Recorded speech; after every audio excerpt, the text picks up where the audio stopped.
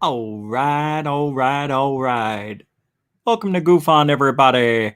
I gotta fix this real quick, so hold on. You see that little jingle behind me, that little thing? I don't know why that's happening tonight. I've been having to... All right, I finally found a happy medium. Welcome to the show, everybody. We are live here on May 21st, 2021. And it almost feels like the 4th of July is here a little bit early, right? A little bit of Greer making... You see, there it goes again on me. I don't understand. There's bright lights, big city, everything's going on behind me. I fixed the green screen issue for a minute. It's good enough, right? Good enough. We'll live. Yeah, I don't like what's going on. I can't function when I see disarray on me. You know what I mean? But anyway, I'll fix that while I'm talking. So, welcome to the show. It is Friday, the end of the work week for some of you, not all of you, but it is a very interesting time to be alive right now in ufology, I think. I think we're seeing a lot of people getting upset over Greer because... Why? Why would they be upset? It's funny. They say the same thing. This is what the left does. They say the same thing about us, and yet they're doing it. Greer's no good. He's a liar. That guy's known liar. Elizondo's paid to lie. Hello. Hello. He was trained by your government. I know what you're going to say, but that's in a time of war. Well, they're creating a threat. Feels like war to me when they're speaking. Don't kid yourselves. Okay? You know what Greer is saying is pretty important, in my opinion. Why should we only listen to one side, first of all? So we called him out. And when I put that out there today and put the show up kind of early, several people actually, were saying, I don't think so. Not Greer. No, he doesn't have a good reputation. Greer's been known to lie. Think about what you just said. He's not paid to lie. I mean, really.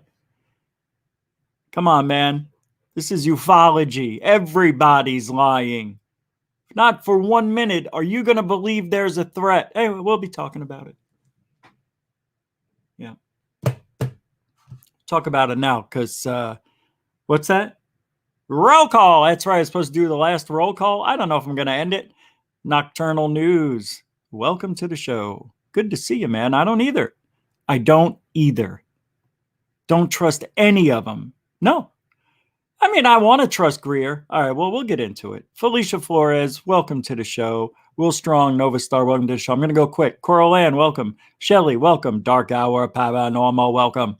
Okay, man, this is the third time I've been waiting for the show, and it never starts until I refresh. The hell's going on here? Hey, call your cable provider.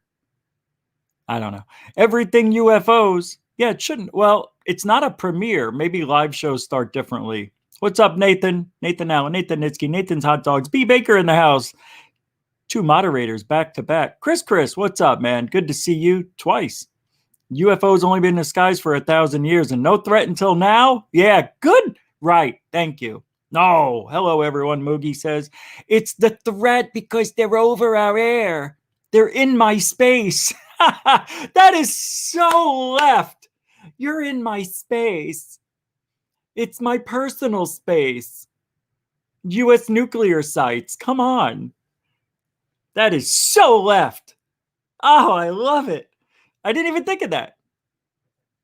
This is great stuff. Mr. Huthmacher, what's up, man? Good to see you too. Well, good to see you. Welcome. Ms. DJ, so nice. You know what? Stu Gerson, you never lie. You're the best man, the mountain man, the planet man. You're a universe man. Stu Gerson, see, the reason I do that because he's so incredibly enormous. Not fat, just everybody knows Stu Gerson. That kind of philosophy behind it. See? Wasn't that bad. Misty OC Dragons, welcome to the show. Good to see you as well. Betty Double Kick Chick. Moogie, best profile pick and comment. Is it? Let's take a look at Moogie's. Where's Moogie? Where'd you go? You moved up on me? Yeah, I need a minute to warm up. You ever notice that? That's why I do this. Undead Radio. Tell him, Richie. Love the show. Wait, Undead Radio. This isn't not Undead Gaucho. Because that doesn't, is that you? That can't be him. The Undead Gaucho? That'd be cool if it was you, man. Welcome to the show. Truth Soldier, you too, man. Welcome to the show. Orders to go. Welcome to the show. I don't see Moogs. Where is the Moogs? Stardust Surfer. Cool name. Cool pick, too. Yeah, that's a good one. Denbub. And welcome to the show. Welcome to the show, D-Bub. Area 503. What would it be without you here, man? Good to see you, too. Jimmy Mac Soundtracks. Just Jimmy Mac's here. He left the soundtracks in the car. Kelly Lewis. Now I want Nathan's hot. I know. And you're sitting at your dinner table with your, I think, son eating. I like that.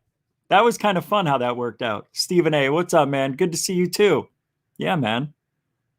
Nice to see a lot of people here that I haven't seen here before or just recently. MK3 Mixes, Greer versus Elizondo. Fight! Welcome to the show. Will Strong, Novastar, welcome. Sorry if I didn't say it correctly. GameVat02, it's been a minute, man. I've seen you on other places. Glad you took a peek in here to see what's going on. Oh, the whole thing just jumped on me. I was just about to say King Fish Kebab, and it jumped, and now I can't find you. Joe Wall, I'll get back to you. Joe Wall, welcome, says Reesh. Mario UFOs, welcome to the show. Oh, well, you welcome. Dark Sky Files, great name. Mac, Robert, Moon, good to see you, man. Dorothy Lang, good to see you as well. It's good to see everybody, okay? Kelly, Lewis, oh, grandson, gotcha, 10-4. Mike Johnson, it is an awesome place to be. We are doing it. We are doing it well right now. This is just crazy. Third Phase of Moon just made it. Going to be here looking for the show. You found it. You found it. Beverly Holmes, welcome to the show. By the way, welcome, guys. What is this? World in Chaos 76. That's a great. Oh, I just got $5.55 from. Is that Nathan? I think it is. Well, thank you, my friend, on PayPal. That's right. Super chats are open as well. PayPal, Cash App. Cash App? Is that what it is? Cash App. And if you want to join Patreon, there's going to be some videos going up tonight, tomorrow. I'm making so many videos for Third Phase UFO Report. You guys' heads is going to be like really refreshed. You're going to have a good time. We're going to have fun. It's going to be a good month. The next 30 days are going to be outrageous. William Bridges, welcome to the show. I do too, man. I do too. I haven't had tacos since I moved. William Ka, welcome to the show, buddy. Truth Soldier, did I say hello? I think I did. Well, he says at least Elizondo admitted that they have metamaterial. Yeah, that's true. The government, though, yep, they do. What is this? Is that a? It is William Bridges. Man, you're the best. I see you. You've done this. I think last night, once, twice. Thank you so much. $20 super chat for the cause. It is for the cause, Mr. Bridges. Thank you very much. Super generoso times 20. Thank you very much. Mervin Pervin, what's up, man? Wreaking Havoc, good to see you. Kingfish Kebab. You think I would forget about you? Come on, man. No way, Jose. I was just waiting for you to say something. I couldn't find you. I don't know what happened. This thing is moving too quick already. We're at 106. Svanes, welcome to the show. I usually take a lot longer. Coralan, welcome. I don't think I said hi, but I'm all right. Well, let's get started. Everybody, welcome. Super generoso on the super chat, by the way, William Bridges. And super chat's open. Everything I just said, you can find the links in the description and on the YouTube channel homepage. All the links are there. Aaron Caputo, welcome. Oh, there's a bunch of people just dropped in. Maron, JLR, welcome to the show. IR Film, welcome to the show. Sky Allen, welcome to the show. Mr. Q, you too, welcome to the show. Mikey T, what's up? Richie Rich, love that Tyson pick. That is Tyson, right? Yeah, that's Tyson. Tyson's in shape. He's going to fight again. Yeah, you'll see. It's going to be good. Red Panda, there we go. Now we can start, guys. I told you he'd show up. I'm on location in upstate Mass this weekend. Hopefully I'll get some good pictures of the sky while I'm here. Even if you get cool weather phenomena, send that to me. I want to start doing that stuff. I want to become Michael Bradbury of Mr. MBB 33333333. Hey, guys, got a nice picture here. It's coming from Red Panda, who lives in the North Pole. They don't have pandas in the South Pole, I learned last year, so he's going to be in the North. Thank you very much. Very photogenic money. Very photogenic. Egg neck face. Welcome, Iceman Gambino. I got tongue-tied there. And, man, you guys just piling on in. James Owens, what's up, man?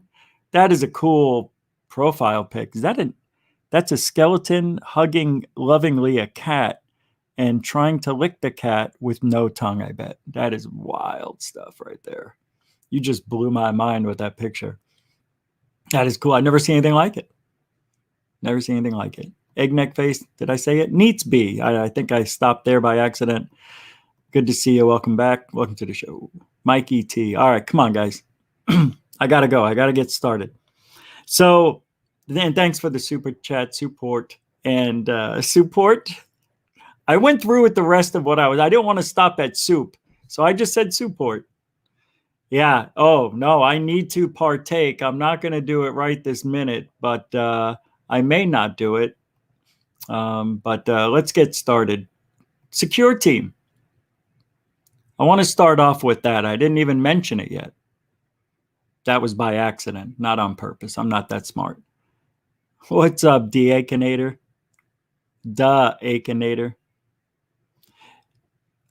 I put up on the title of the show, and I said, Secureteam10, ghosted by ufology. Isn't that what I put? It's official. Greer calls for meeting with Elizondo. Secureteam10 ghosted by ufology. You know, I started this show 180 degrees differently than the way I planned it, and I'm really mad. I'm not even going to tell you how the show was going to start. I wasn't even going to use the same intro. It's just I was falling behind trying to get things together. How to make the coffee, how to, put the outfit, makeup, and hair. And next thing I know, there's 2 minutes left. And if you didn't notice, I added an extra 7 minutes to the start time because I needed it. It doesn't come naturally.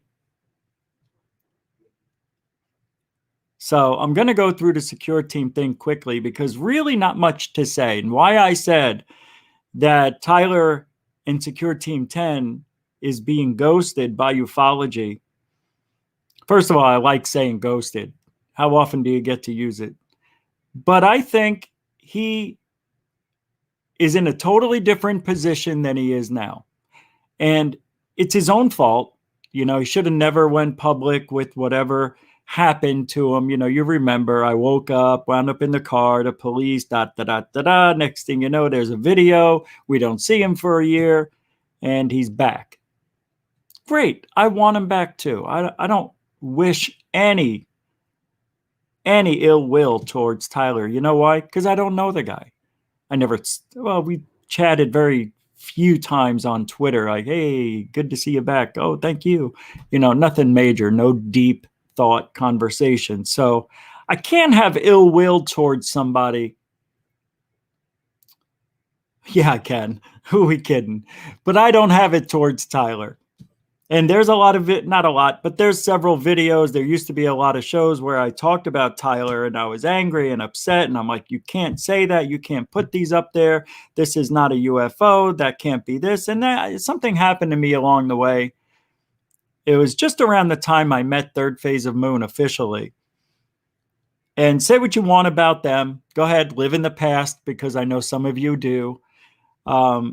These guys really put a different perspective on ufology for me, but I was already changing the paradigm of GUFON anyway. I don't want to be, I still want to be the guy who, you know, calls out people and, you know, points the problems out with ufology to you and, you know, have those discussions. Those will never go away. But I was trying to be more realistic in my approach to things, maybe a little bit nicer, without having to, you know, talk about Tyler the way he speaks. Oh, shouldn't do that, Rich. I know. It doesn't even sound like me. I know. See, I shouldn't do that. That's not fun.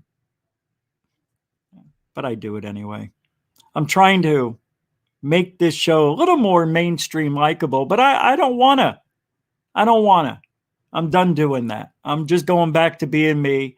And what happened along the way, though, I did learn something about myself during this time of trying to change. And we did change a little bit. I say we, I'm me and the other personalities around me. That is my thoughts. But I have a video of me, you know, taking pills, acting like Tyler's, you know, and acting like a, you know, fool. And I mean, some of that stuff, in hindsight, I probably wouldn't do now. Looking at it, I feel weird. But I realized that the people that I was going and that I was calling out and going after and all that stuff, I really never had a hatred for them. I hated their message. I hated the way they delivered the message, but I didn't hate them. And everybody's like, God, you really hate that guy. I'm like, I don't really know if I hate him. I hate it. And with Tyler, it was that. I didn't like the fact that somebody with zero experience in the field is the #1 channel on the internet. That bothered me. I remember when Tyler went from like 200,000 to 300,000 in weeks. And here I am, 2-3 subscribers a day. And I'm like, how's he doing this? You know, what is he doing? He's doing 10-minute videos. Well, anyway, I wasn't jealous. Trust me, I don't get jealous of other men or anybody for that matter. I admire the hard work because I know I can put my head on my pillow. This is why I'm not jealous. You guys can stop saying you're jealous, because I already know. In the comments, you're going to say it now because I just said, don't say I'm jealous. So you're going to say jealous over and over 100 times. I see it already. I do this to you every time. And it's funny how you guys respond to it. But I'm not that type of person. I wish Tyler well. I do. But I wouldn't work with him. Not after the reputation he acquired on his own doing. That's what I'm talking about. Ghosted. Nobody's going to work with Tyler.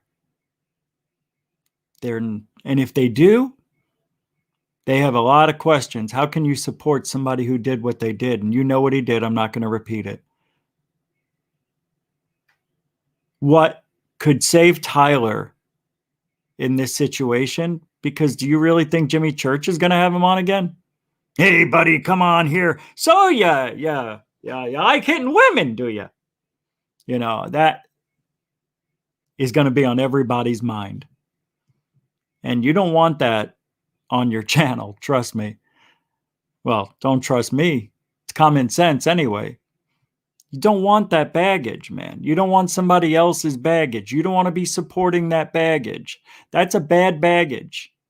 He can hoax whatever, do whatever you want, but when it comes to people, family, children, even hurting yourself, bro, you know, even doing that stuff, don't throw it out here for us to see.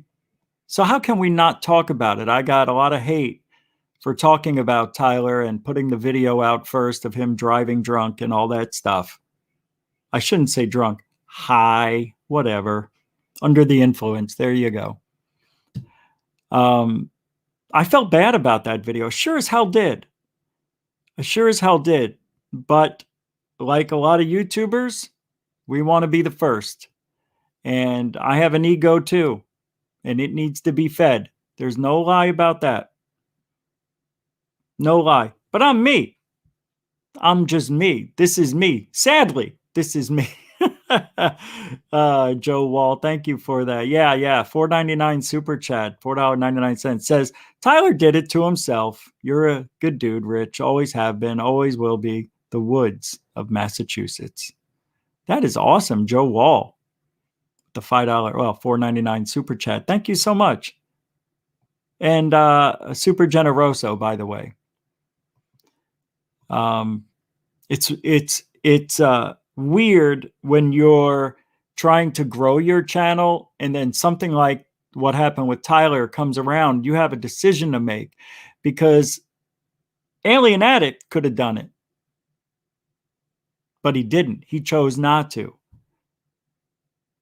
And that's probably smart. When I put that video up, I didn't have an editing software yet. So I couldn't have made it look as glamorous as, well, the next day when, what was the other channel? Heathcliff's channel. What is that called? He put up a video the next day. It was phenomenal about it. Right? So, Lion's Ground. Yeah, Lion's Ground.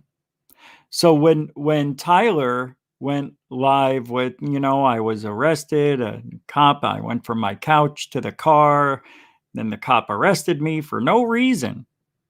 I don't do this, I don't do that, I don't do this and or that. But come to find out he did. And nobody in this field will work with Tyler. I can almost guarantee it. If anybody does, that is a really big risk. There's a lot that comes with Tyler. If you want to be with the largest, okay, there's gonna be some explaining to do. But with that being said, I think Tyler can save himself. I really do, and it's still not too late. Oh, you're gonna ask why?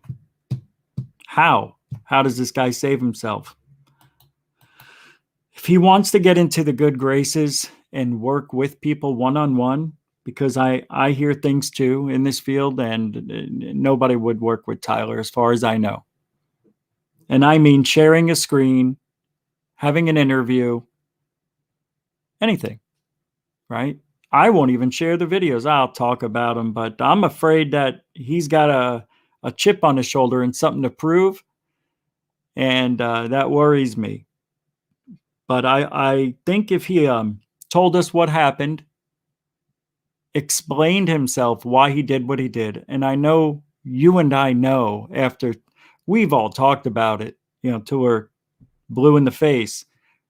About at this time we can surmise what he's been through, all the situations that probably came up because of what he did.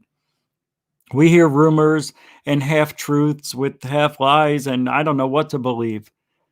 And I want to believe some of those things aren't true, this is what I'm talking about. He needs to come out and say, look, I have to address something. And I don't want you to think I haven't thought about it every single day of my life since I did it. Since I did this, did it? Yeah, I did some things I'm not proud of. You may want to call it immaturity. You may want to call it over drinking or whatever. But I did some things that are always in my control. And I'm not blaming it on the pills, the alcohol, or anything. I only have me to blame. And it's possible, I'm going through anger management right now. I hope he is. Is he going through anger management? NA? Is he going through Alcoholics Anonymous? God, I really hope so. NA, Narcotics Anonymous, whatever, all of them. Go there, be anonymous, and get well. Okay, people make mistakes. This is a very forgiving culture. Even though it is a cancel culture, it is very forgiving. I don't know about hitting, that's the tough one, man. The alcohol, the pills, all that, allegedly. We've seen the videos. I mean, they were pulling stuff out of his car. I'll say allegedly just because. But that's going to be a hard one to get over. But here's the deal, Tyler. YouTube, I think, and I'm not sure if I misread this, and I see some ladies here, but on my side of things for UFOs, it's 85% men, 15% women. And I would imagine that about half of those guys are going to say, screw Tyler, and the other half will be like, whatever, show me a video. Because that's what it's all about. So he's got about 50% out here that, would probably accept him back in a way that wouldn't, that this thing wouldn't be over his head. All he has to do is to explain himself. Apologize, man. You let people down for over a year, right? And then apparently he had pancreatic cancer. I don't know if he was stabbed or if he had the cancer. I really don't know. Whatever it is, the guy was torn up. I mean, he had an operation. Obviously, something happened. Hold on. Just getting a lot of messages as we're here, and I need to turn this off. No fingerprint. So, apologize. I want an example. An example? No. I want an explanation. That's the word. I want an explanation. Look, right now, Tyler's kind of irrelevant. He may be getting 400,000 views a video. Good for him. He's been without it for a while. I can imagine how happy he is. Good. You need that. I hope you're staying away from the triggers that make you want to do the things of past. I want to know because of you, not because I want to know. Hey, I want to know. But I think you owe it to us, dude. You're the one who put it out there. And then you cut us off. That's why people are going to ghost him, because he never came out and said, here's what happened. Sure. Are we owed an explanation? Hell yeah. Yeah. You want back in? You want to have a little bit of a chance to be friendly with people who now won't be friends with you? I think you do that. Will it change anything? It would for me a little bit, but if he wanted to come on my show, I'd have him on because it's different for me. It's a different style in GUFON. We can handle it. Some shows can't. Some shows are so box cutter. They do the same thing every night, can't change it up. And they don't have an opinion either way. So How would they be able to handle Tyler and ask him the hard questions? Anyway, I wanted to talk about that and get that off my chest. I know I talked about it earlier, but it seems that Tyler is making an effort to come back and make a mark on COVID on the community by posting these videos. Now, by the way, funny thing happened on the way to one of his videos. He did exactly what Third Phase of Moon did now twice. I'm going to show the Corbell video, and then after that, I'm going to show the Puerto Rico one. Yep, that's a good way to do it, Third Phase. I'm going to do that. Yep. I didn't use the Tyler voice. You're right, I didn't. Ooh, let me see. Oh God, that's a good way to make a video. I'm gonna copy that. It's funny. I do wish him well. We all do. But to be honest, I don't know if he will ever make Here's What Happened video. I think he should make a documentary. That's what I think he should do. Make a documentary. You know, maybe charge $5 for it. Nothing major, just $5. The truth about me. Here's what happened. Something. I would love to see that. God, that'd be cool. This is me when I was 5 years old. Ooh, look at that. I was sitting on Battlestar Galactica. I love that show.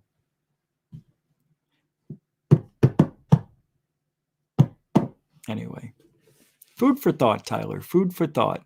I'm just a guy with the live podcast who's a little older than you, who's made mistakes and come through them because of support and because you faced them.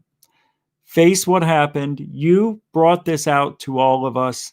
I think you should either make a video or talk to us all. Talk to us, man. Let us know. Did you get help? Are you back together? How's your kid dealing with it? You know, I think it'd be interesting. That'd be a good way to start over. Yeah, no, he's back, but in my opinion, ghosted. The people who are going to click on those videos are just curious about the videos. But there's 2 million subscribers that he has there that deserve an explanation. Sure. You think you know the answer? You think you know what happened? I guarantee you don't.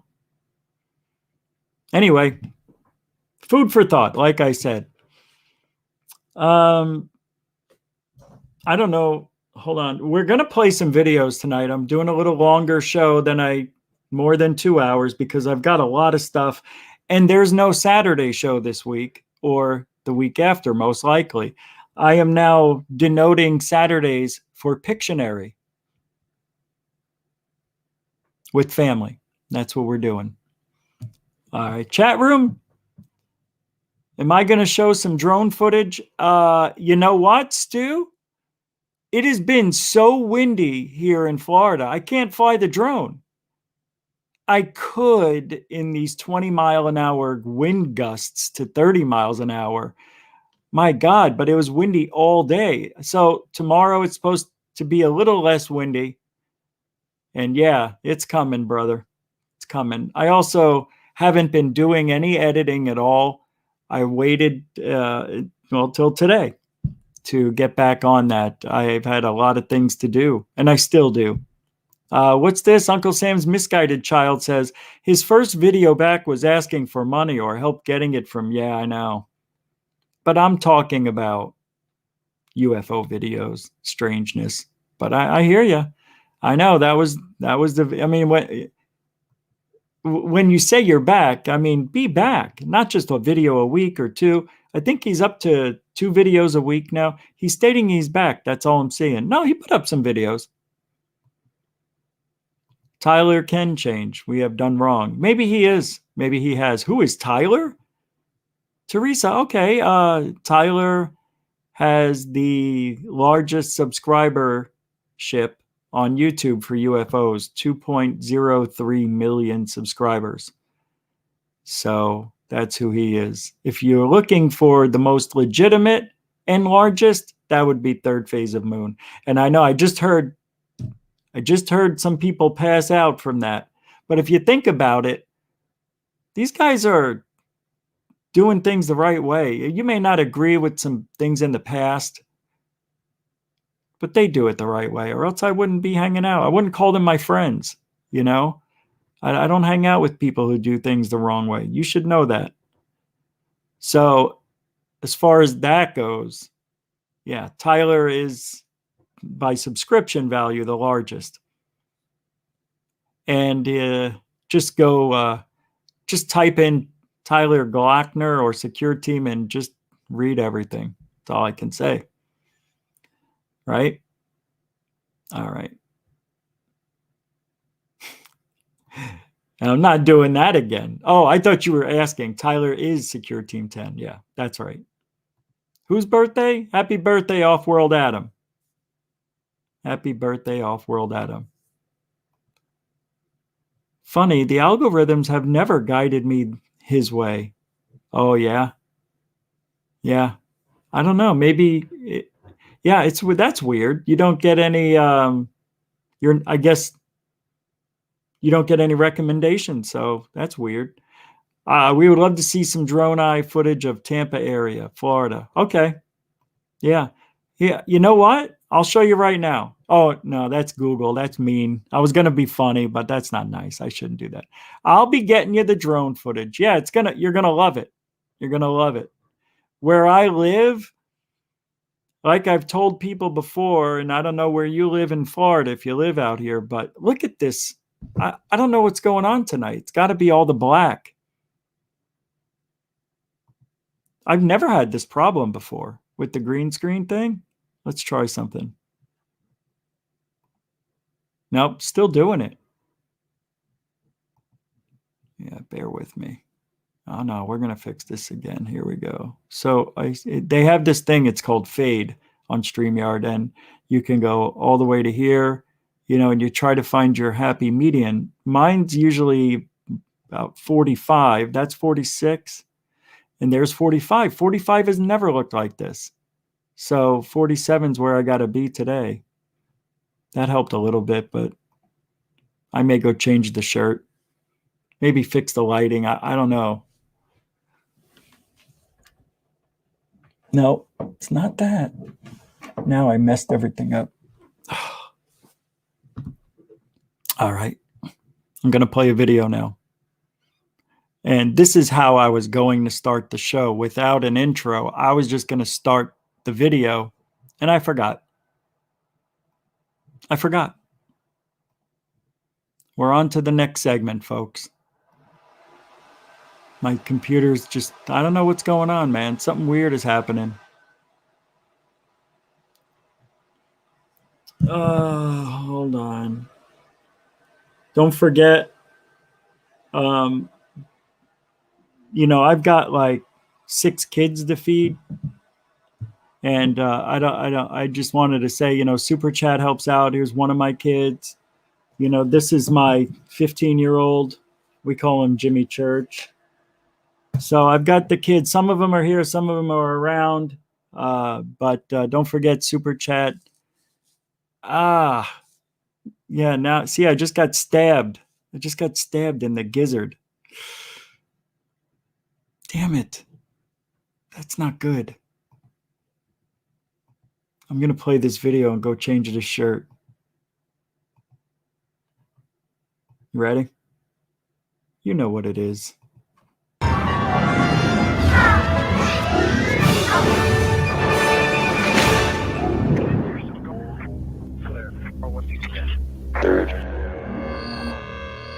Welcome back to Third Phase of Moon. Blake Cousins here. A lot of things going on lately. Dr. Greer's dropping names.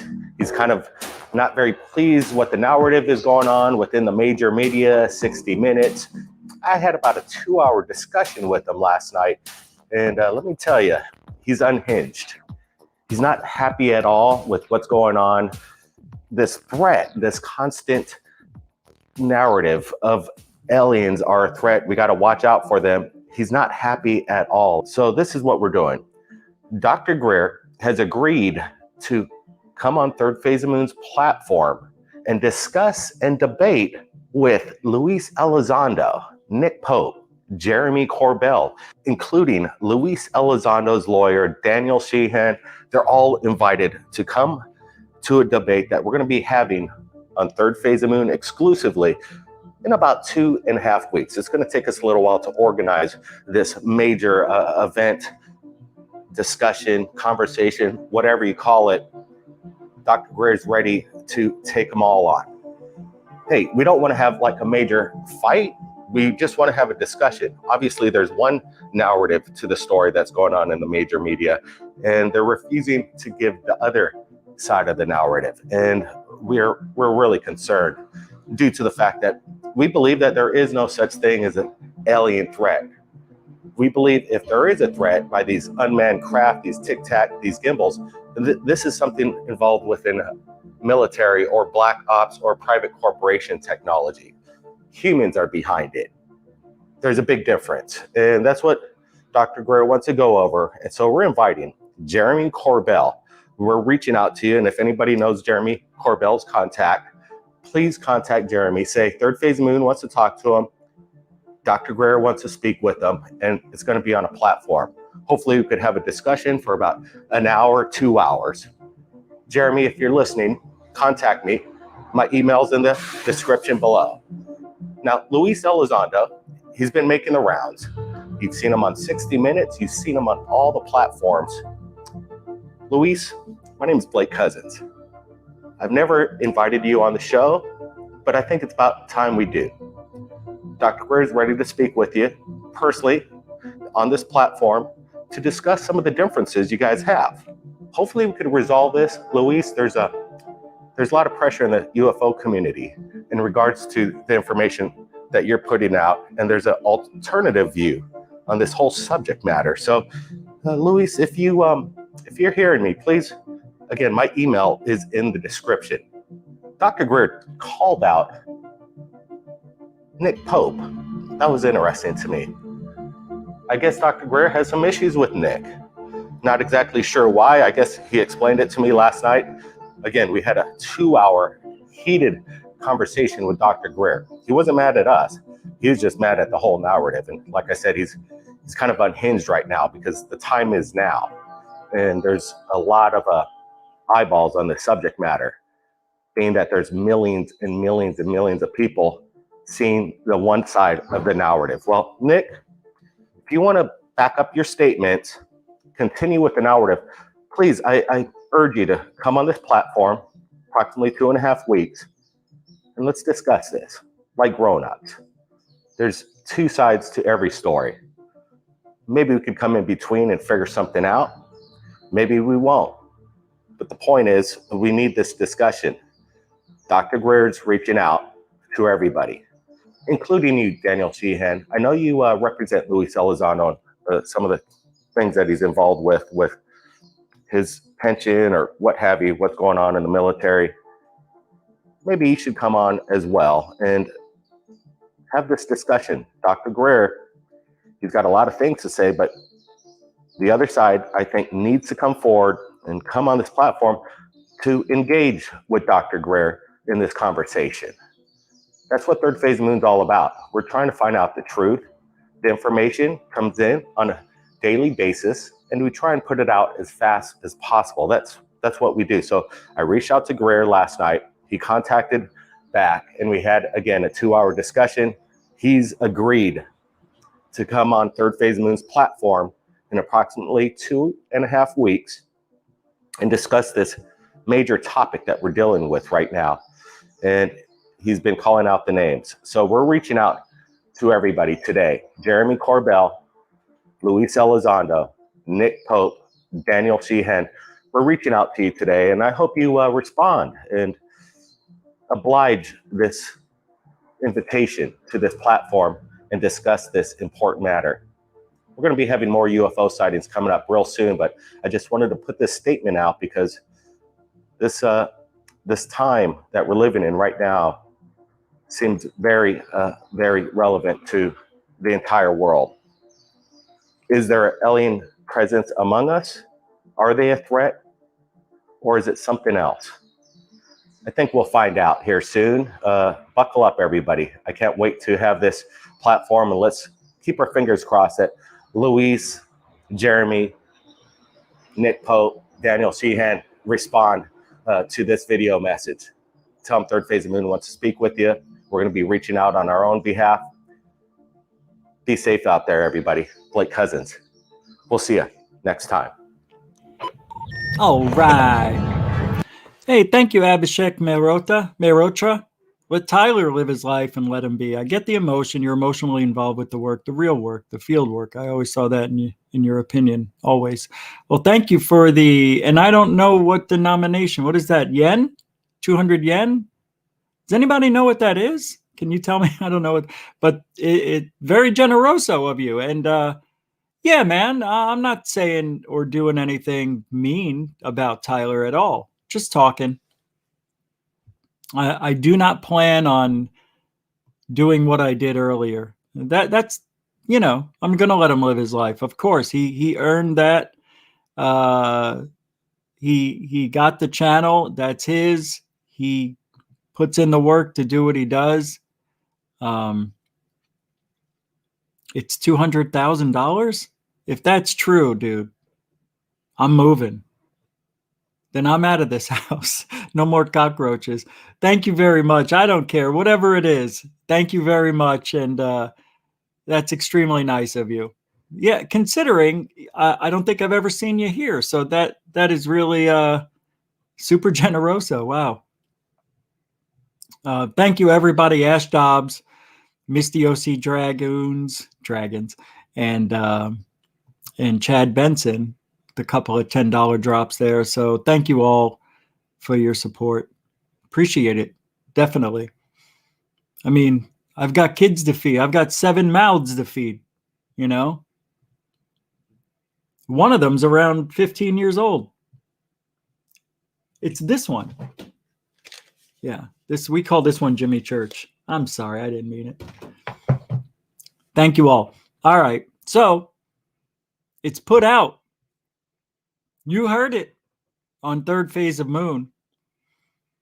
Greer is asking to have this conversation. Can you imagine what would happen if Elizondo even replied? I'm going to put it out there now, and I said this last night to Third Phase of Moon. I said there's no way they're coming on your show or talking with Greer and on any platform. They feel confident. And I know these guys now, you know, for a couple of years. They can get it done. If anybody can, it's these two.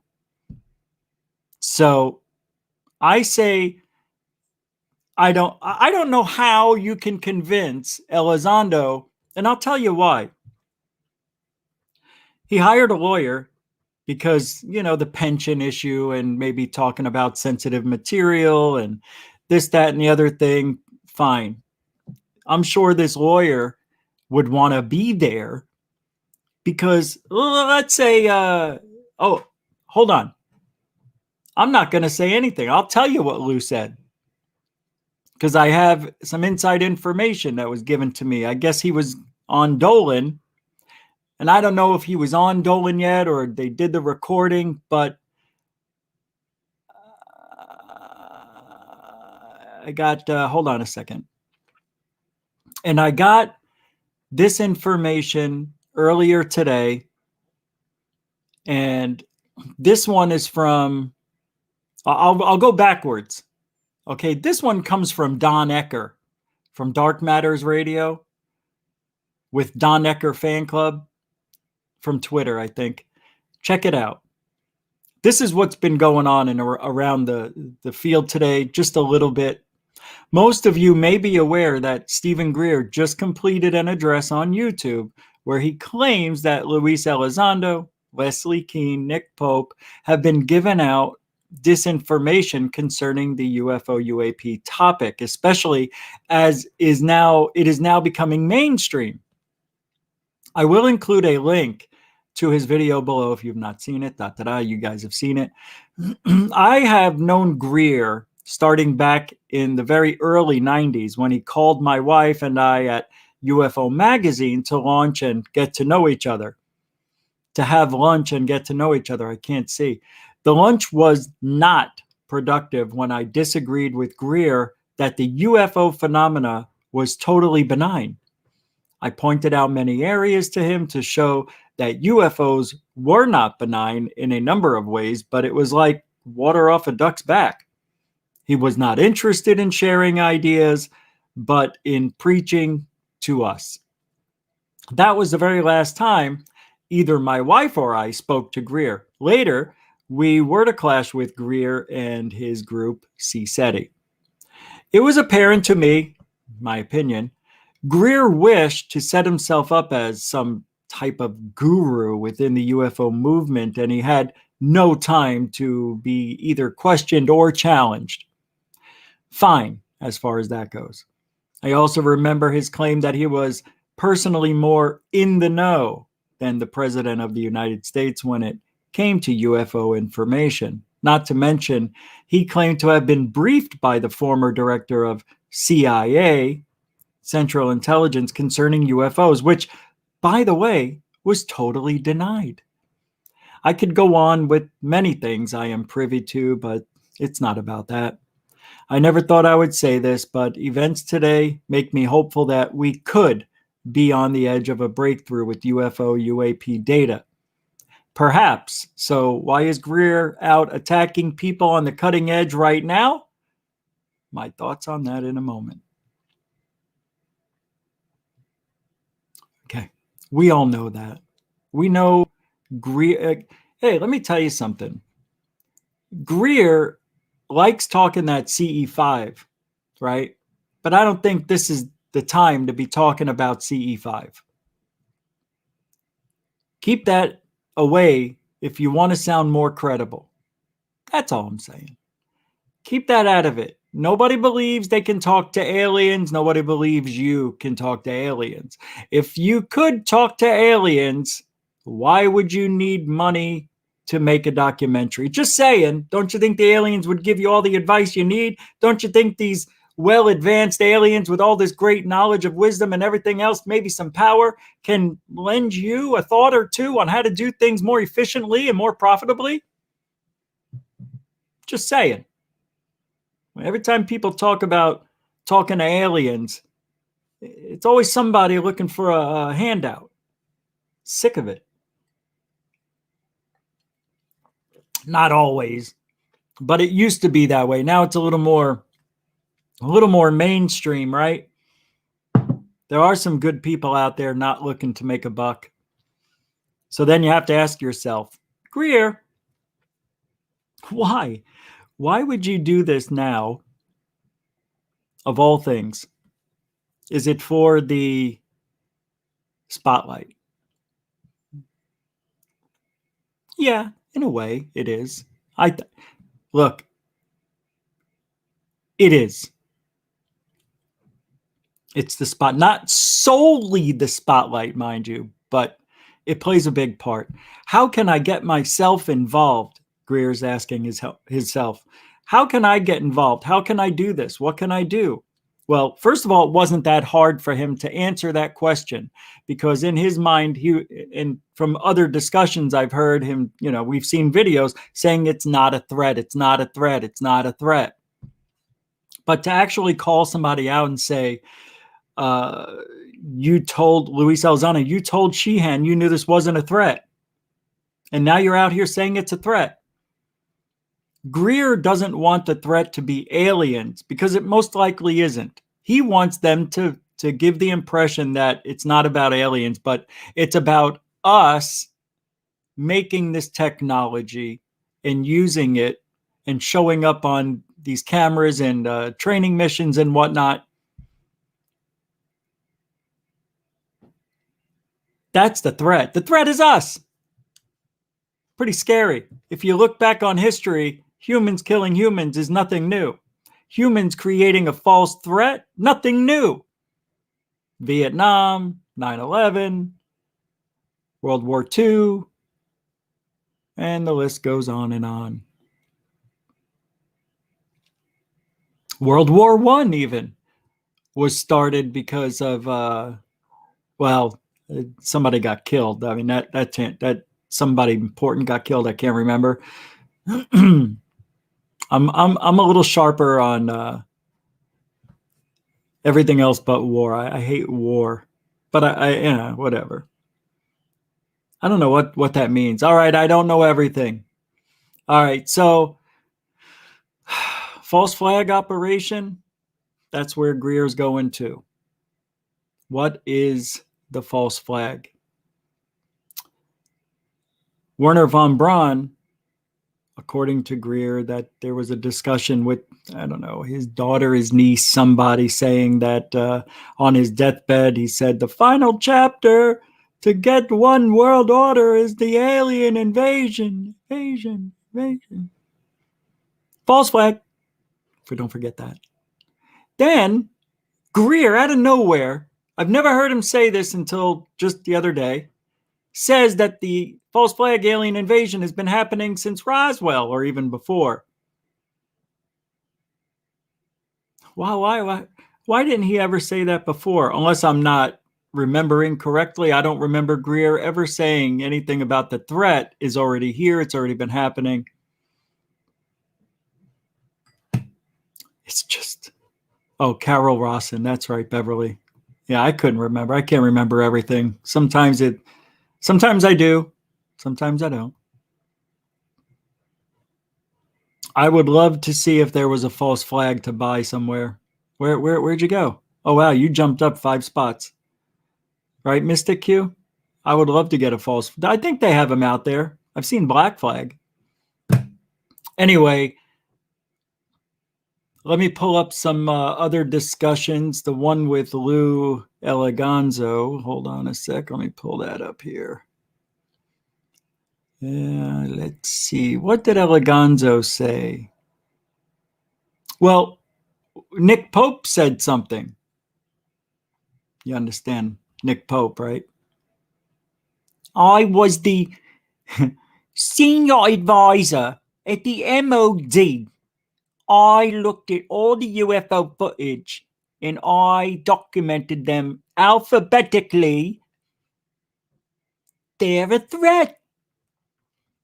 A statement from Nick Pope in response to recent comments made by Dr. Greer. Last night, I read half of this. Unless I did read the whole thing. This looks longer than the one I read last night, but it has been brought to my attention that Greer has made a number of accusations against me, essentially suggesting that I'm secretly working for the government and or that I'm on the payroll of the deep state, with a brief to use my high media profile to promote the threat narrative in relation to UFOs. I understand that similar accusations have been made against Mellon, Zondo, Keen, and others. I can only speak for myself, but Dr. Greer is mistaken. I can only assume that he's been misinformed by members of his team, or that there's been a bizarre miscommunication, misunderstanding of some sort. It's true that I'm frequently quoted in the mainstream media. No, you're not quoted. You are in the mainstream media. It's coming out of your mouth. I know they're quoting him too, but you know what I mean. Discussing the threat narrative in relation to UFOs. However, when I do so, it's to give an insider's perspective on how the topic is viewed by those of us who've looked at the issue from within the government. So because he's had an inside, right? He had the inside track. He got the UFO reports coming into the MOD, and then he would pick and choose the ones he thought were a threat or that needed further investigations, right?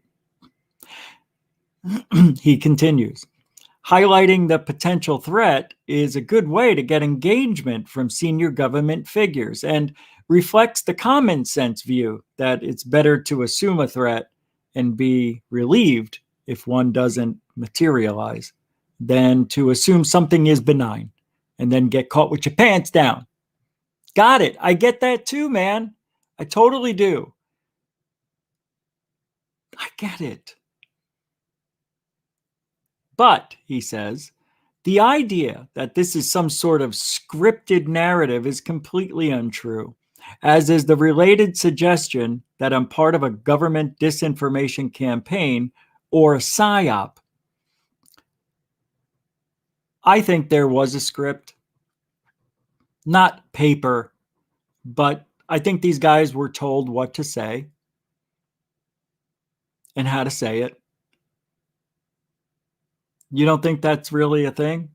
Have you ever seen that video they made where every news network is saying things word for word? Rich, that's because they get those facts to them or emailed to them every day, the talking points. Yes, it's a script, but it's news. They're getting information, and everybody gets the same information and are told to read it a certain way. Everything in quotes, read this. And that's what they do. That doesn't mean that's what's happening here, though. In their minds, here's what I really think. I don't think there's any script. I don't think that these guys are paid. And I don't think, yeah, I do think.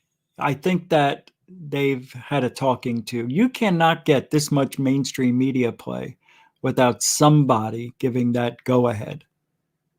We're talking about UFOs, man. Okay, that used to be a big no-no on mainstream media, right?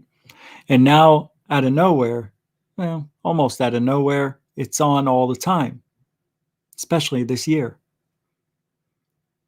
That means somebody's governing what has to be said. I guarantee it. If somebody screws up and says, if Nick Pope comes out and says, there's UFOs here, here, and here, boy, would he be in trouble. If Elizondo did the same thing, which is why he has a lawyer, same thing.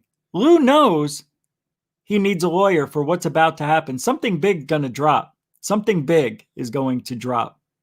I got a feeling. You don't bring a lawyer in unless you're preparing for something controversial. Hey, what is this? F Graphs Chaos gave a $3 Patreon. Join over on Patreon. Thank you very much. That's unbelievable. I didn't expect that tonight. Oh man, that is cool. Thank you. I just got an email. I need to register my vehicle in Florida. Thank you very much, man. That's unbelievable. Super generoso tonight. Thank you. Nick Pope finishes up by saying, these are simply my views. Honestly stated, as I'm sure is the case with the other government, military, or intelligence community personnel who, like me, are sharing their perspectives on the rapidly unfolding UFO situation here in the U.S. Yeah.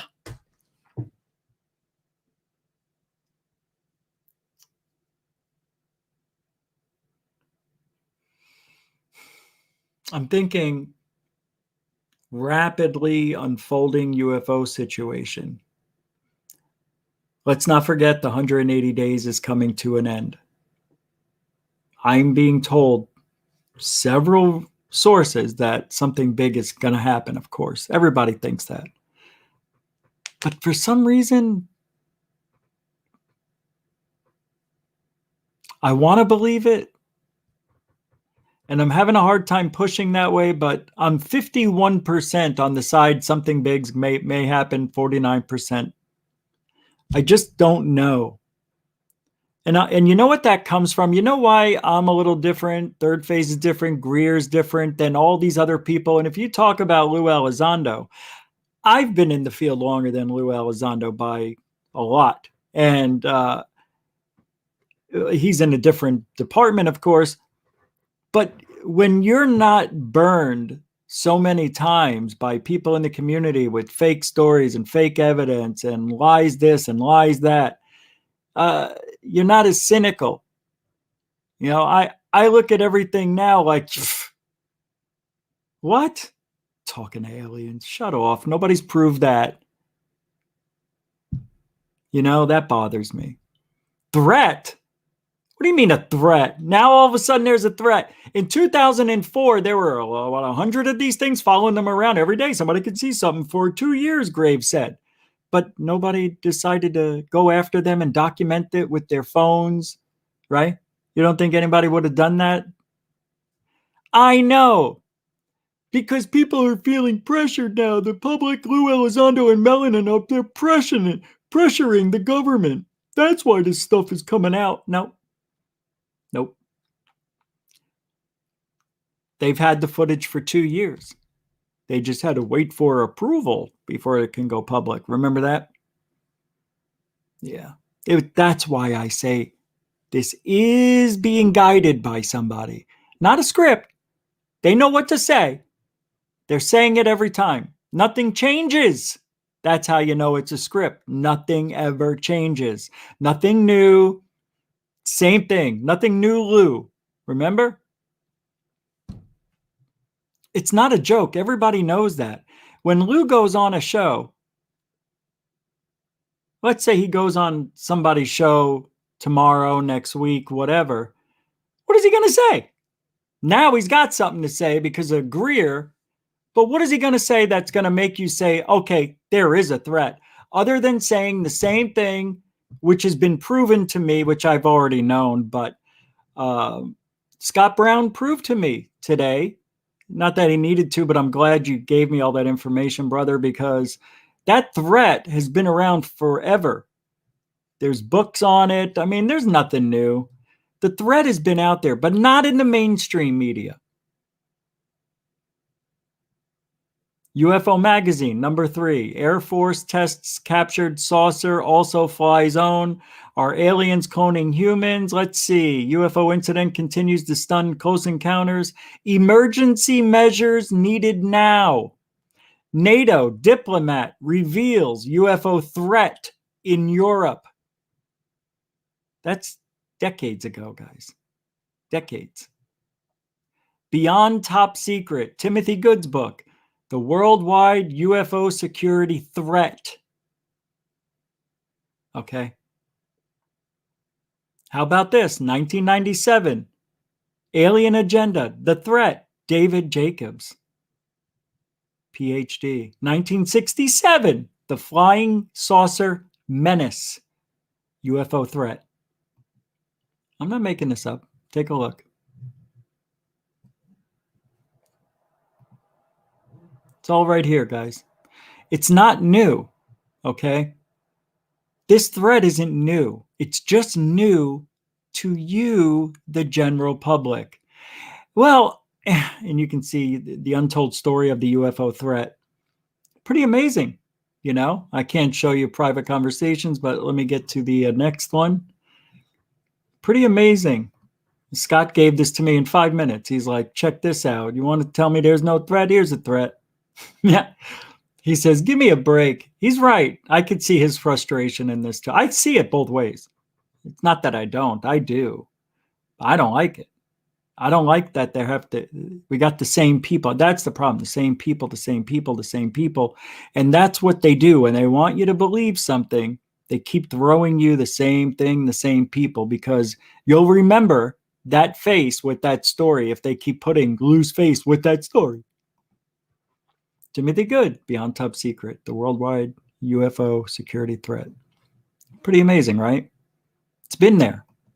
It's no joke. It's just now in the mainstream media. It's weird. Doesn't mean it's real. These are books with facts, but not a lot of evidence. Because what have I been saying the last few days? UFOs over nukes? That's a threat. Show me. Show me. I'm waiting. Show me the video. You can't. I want to welcome everybody joining GUFON tonight. We're talking about the invitation put out by Greer to Lou Elizondo, Nick Pope, Leslie Keene, David Fravor, Nick Pope. Did I say that? And anybody else. So what's her name? Alex Dietrich.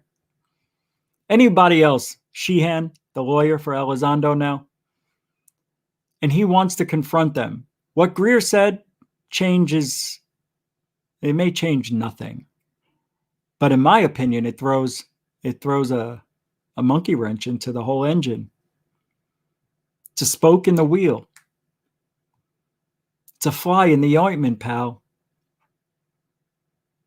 If you want to help support GUFON, you like the message, you dig in the show, and never been here before, you want to come back, don't forget to like, share, subscribe. I've got 8 kids to feed, and I've got 2 of them watching me. There's a little guy there, and we've got Jimmy Church, Mini Jimmy, right there. I mean, they usually watch the show, but you know, you can support PayPal and all that stuff. You know where to look in the description. But this is amazing. It actually is. If you really think about it, getting these guys together, the platform would be Third Phase of Moon. Getting these guys together would be the greatest conversation since 1999, when they all got up, right? The NPC, where did they do the disclosure event? That one with Greer, Bassett were running? That would be amazing. And the one with, oh, and they also asked Greer, I just got a message, just to come on for the debate, right? We asked Greer to come on for a debate. Oh, they asked him to come on for a debate too. They asked him. Okay.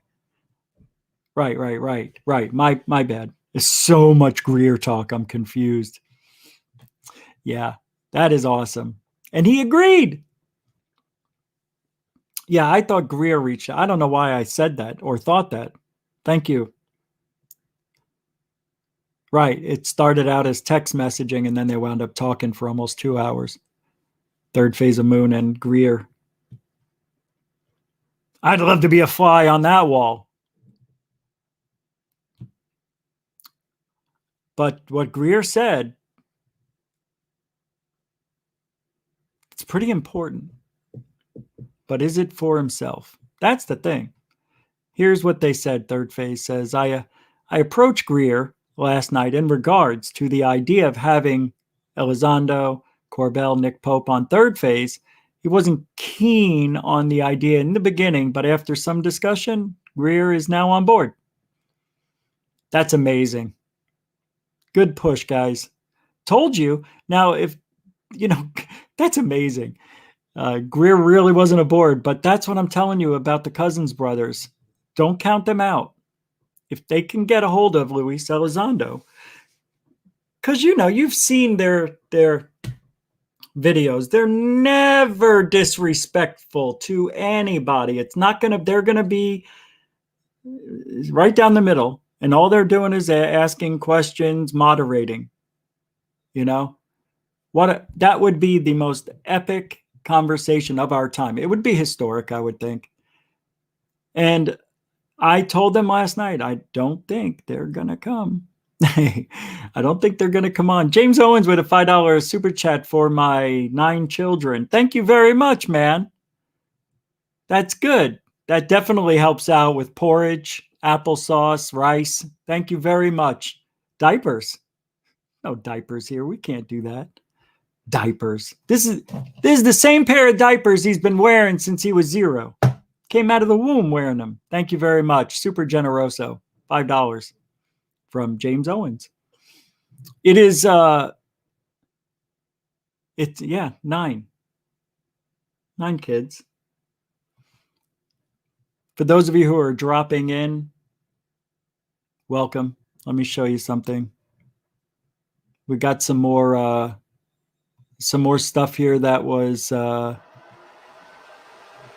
quoted. Hold on. Wow, I can't believe my computer's just, I don't know why it's trying to cool itself off. It shouldn't even be hot. But it's a hot topic, guys. Hot topic. I'm looking for what Elizondo said. I thought there was something that Elizondo said that was quoted. Oh, I know what I have to do. Okay, I think I know what I need to do. Hold on. Let's see. I think I just want to be accurate. Oh, check this out. This is amazing. Did I show this? No, I don't think I did. I have to, though. Check this out. This is awesome. This is by Scott Brown. Is that not like, it's perfect? The Greech who stole disclosure. That's funny. That's as good as Alien Addicts Greer. What is the one that Alien Addict has? He's got the Greer, what do you call it? Vulcan? No, not Vulcan. Well, anyway, you guys know. All right, hold on. I'm looking. Yeah, I don't know. I thought there was something from Elizondo that was given to me. I must be wrong. Let's see. Yeah, he denies everything. Elizondo is denying everything Greer said about him. And I was going to say, and I'll say it again, I do not think that Elizondo or anybody is going to do this debate. I'll tell you why. Just my opinion. I hope I'm wrong. But if I'm trying to put myself in Lou's position, somebody, Greer, who in the community is looked at as a really good guy who talks about stuff that you can't prove, the CE5 and all that. You know, it's a nice movement. I get it. You know, you get together with family and friends, you sit around some rocks and you look at the stars and you see something, it's an alien. I get it. Oh, they're talking to me. No, well, you know the story. And he has a history that goes far back. And Greer never thought this was a threat about aliens. There may be a threat. Greer's not saying there's no threat.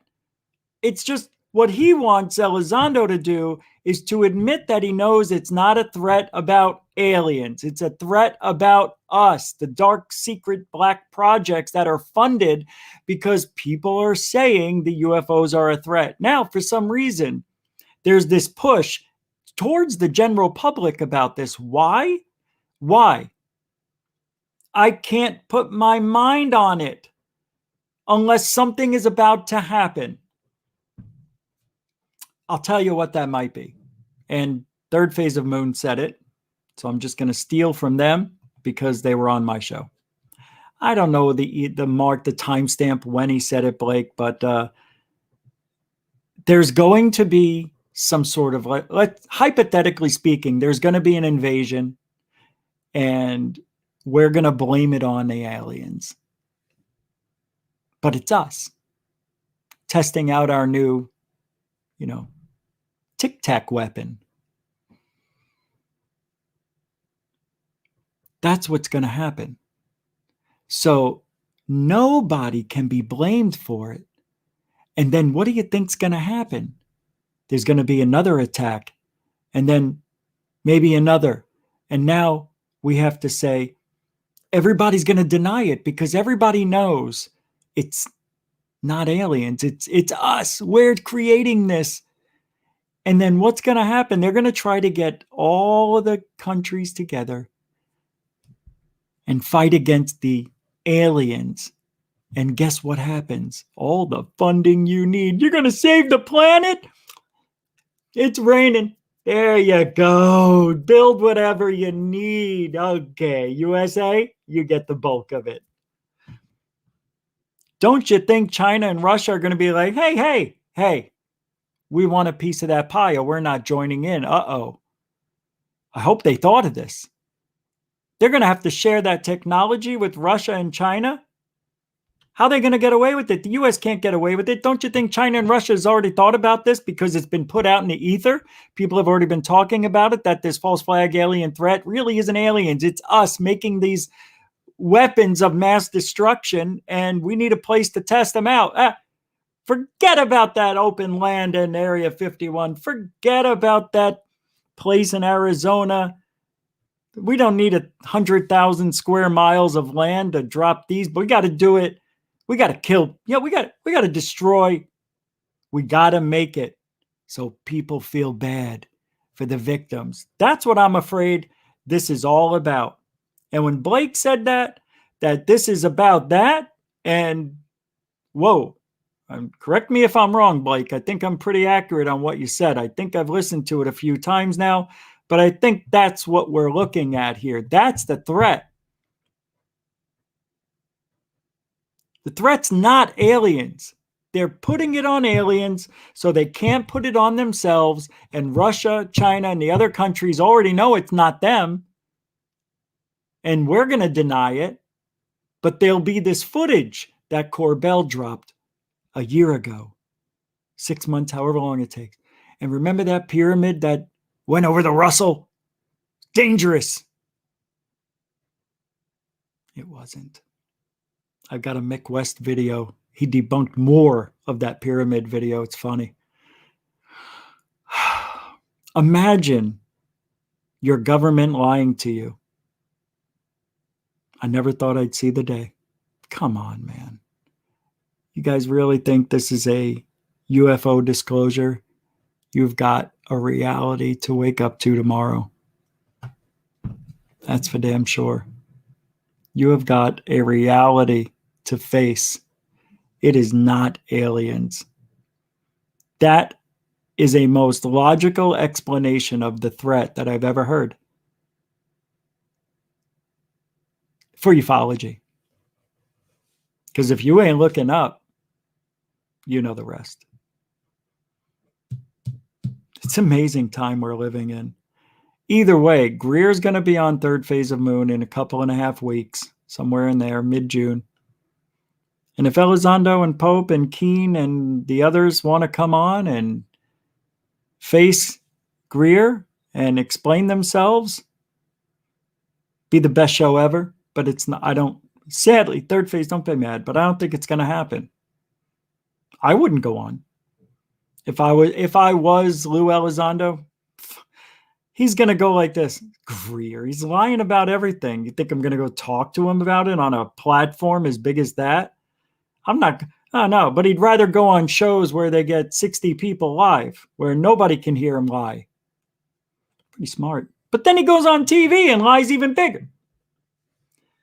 They're all liars. They all lie. End of story, right? I mean, come on, man. Come on, man.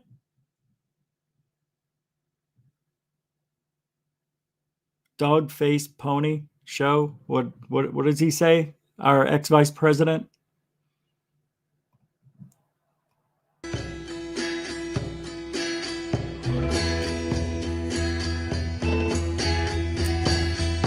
What are they? Why are they?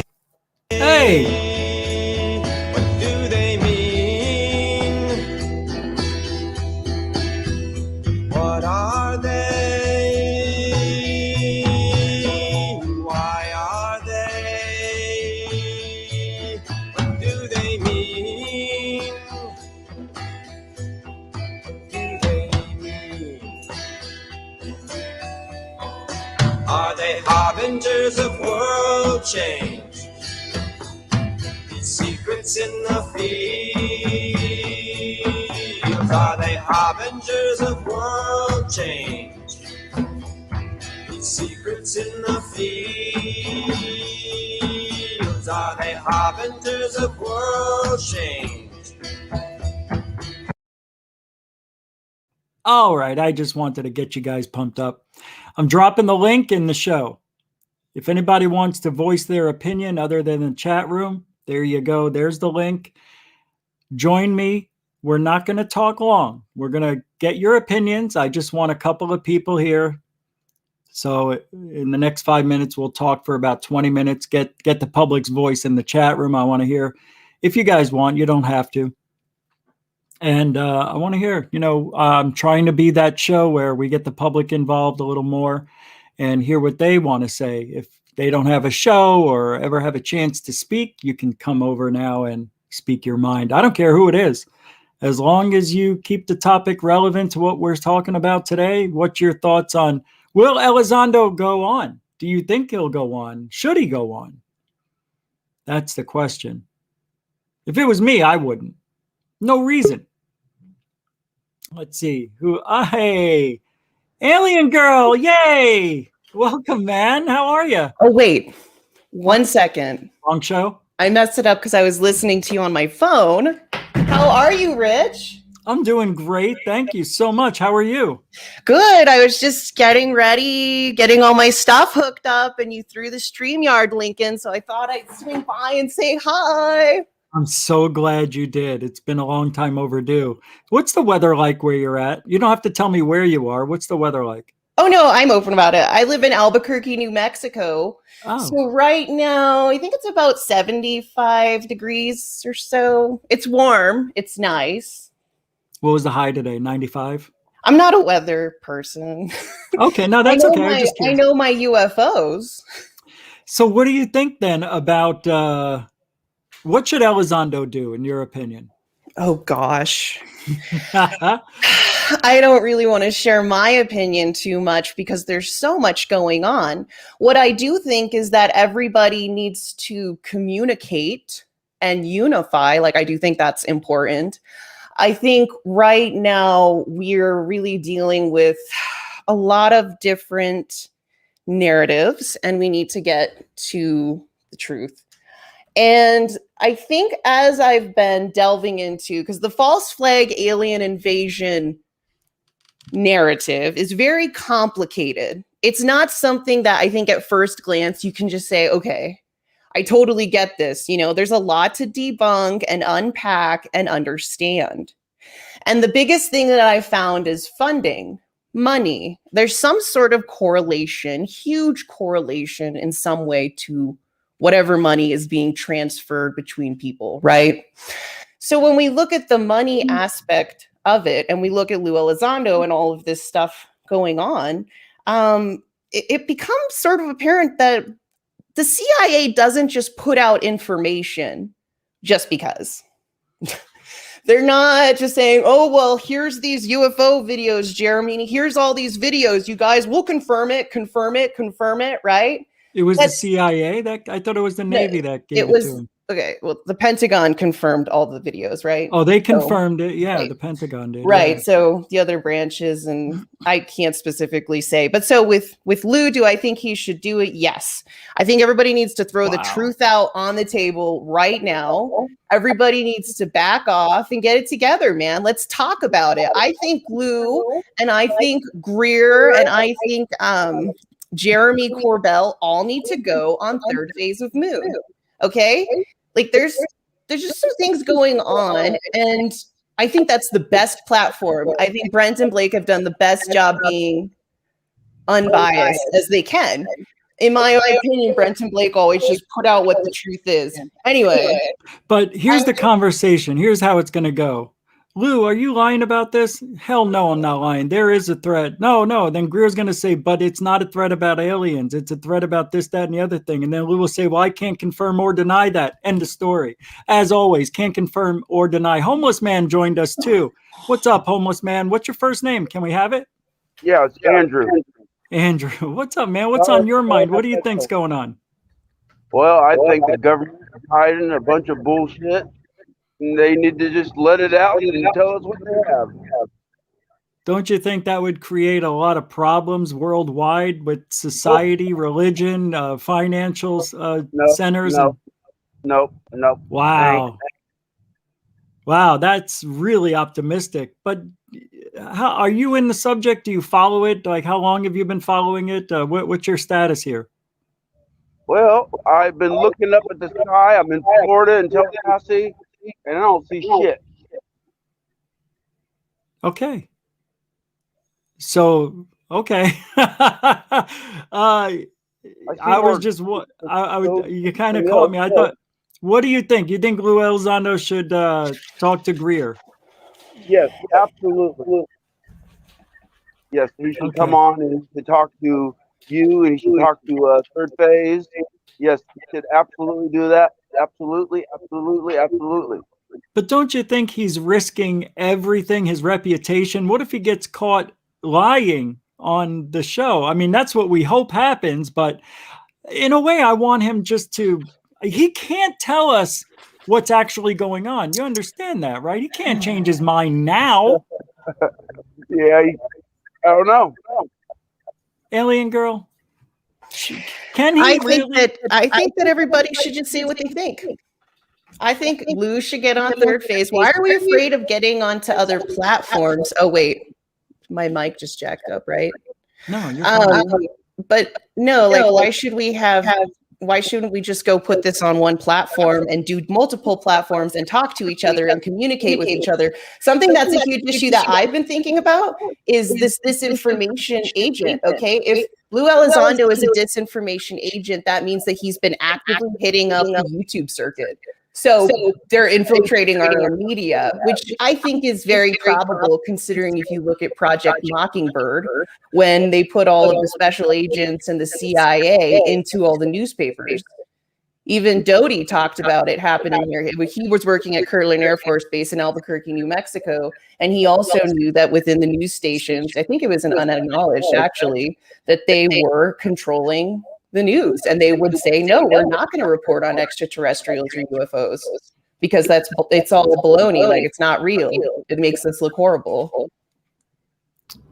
But I don't think these guys, they've already, denied that what Greer said. So they're not going to come on. I don't think they're going to go on and dispute this. And I just don't think it's going to happen. I think they risk everything. They risk 2 years of this threat assessment that they've been pushing.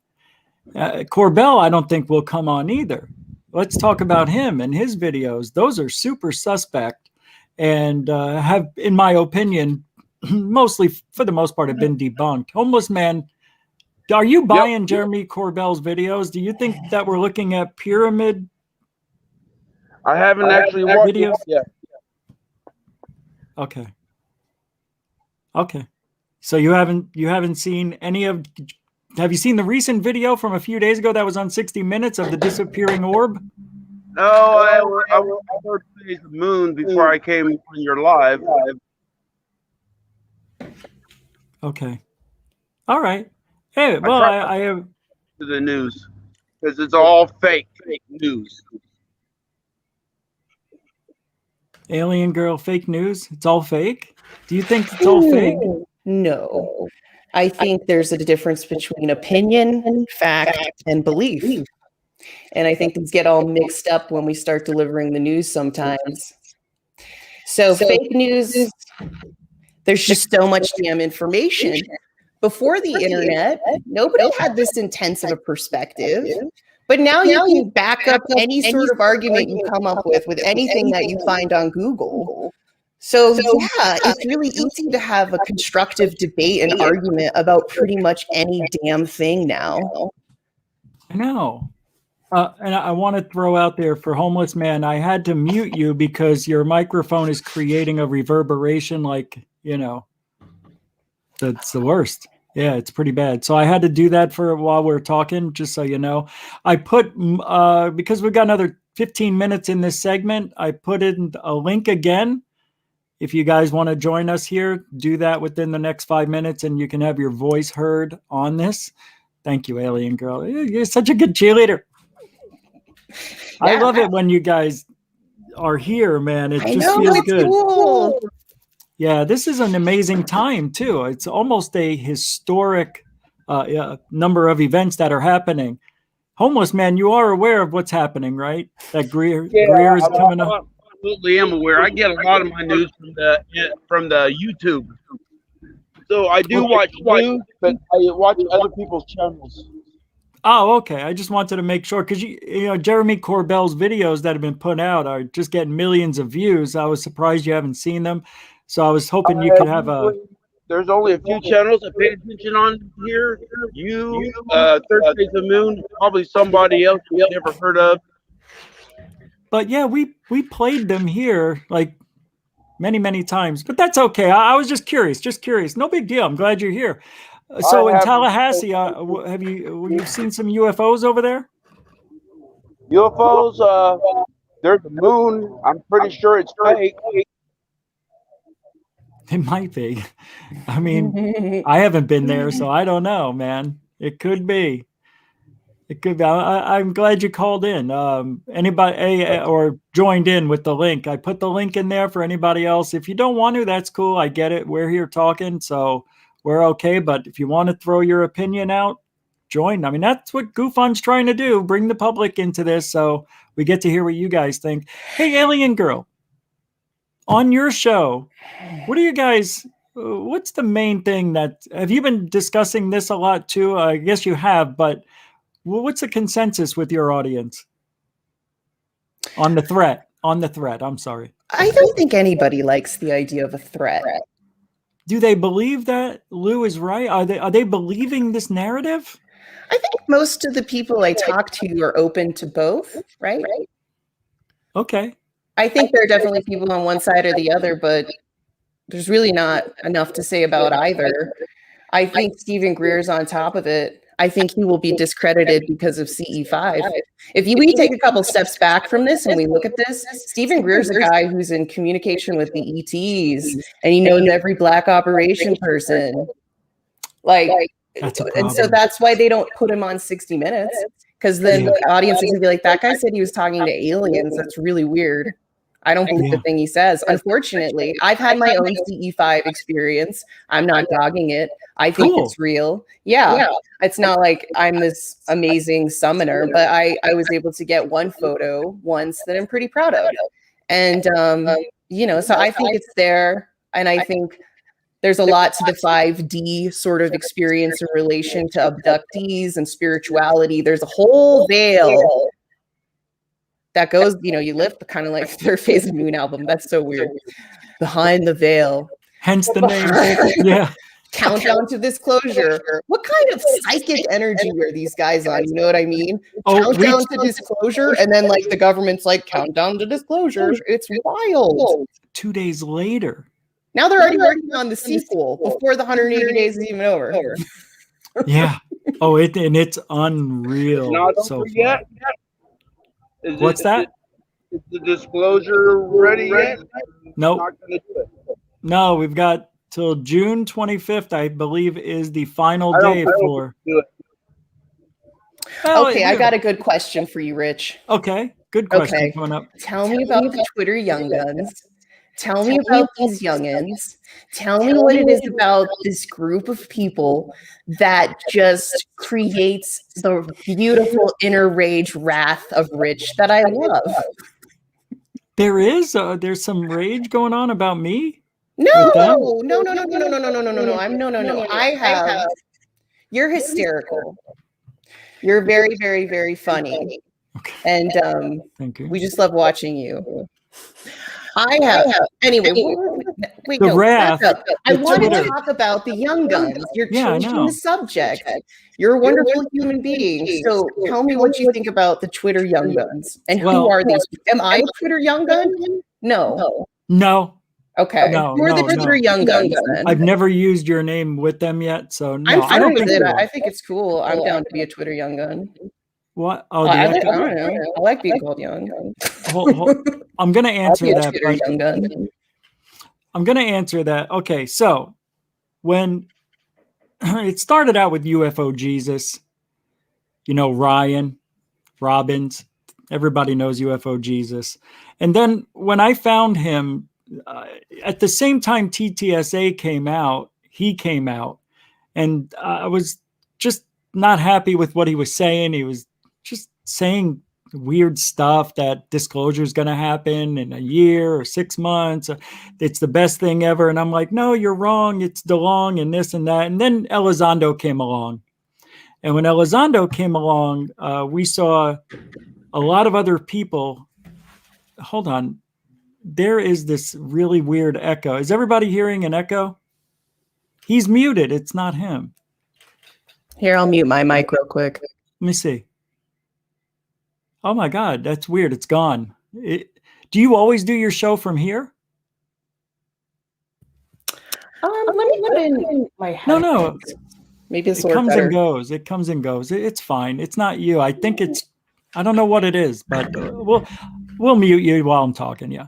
So then I noticed there were other people that were supporting what was going on with TTSA. It all started with TTSA. Then Grant Cameron, Danny Silva, Joe Redrum Merja, Christopher Wolford, I believe, I'm not sure if Chant Hannah was part of that, but she came out around that time, and a few others that I can't remember. And now you got Jeremy Corbell in the mix, and of course DeLong.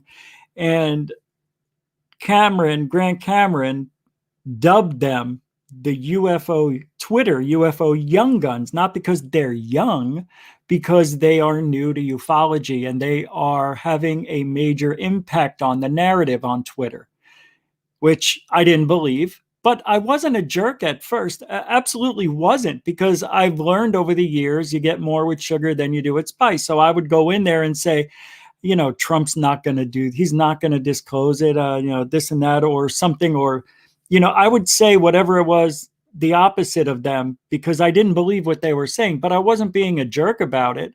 I was just going in there and saying, that can't be, this is why. And I would try to explain it, and they'd be like, oh, shut up. You don't know what you're talking about. You and your loudness, and you think you're cool, and, you know, playing, you know, videos and this and that and the other thing. And that was before I was with Third Phase of Moon too. And it was just this constant back and forth until Christopher Wolford made a threat, and, you know, physical threat, and, you know, changed the narrative for me. And ever since then, I said, I'm not ever going to be nice, even though I am. But as soon as these people, you know, react or, you know, act that way, the gloves come off.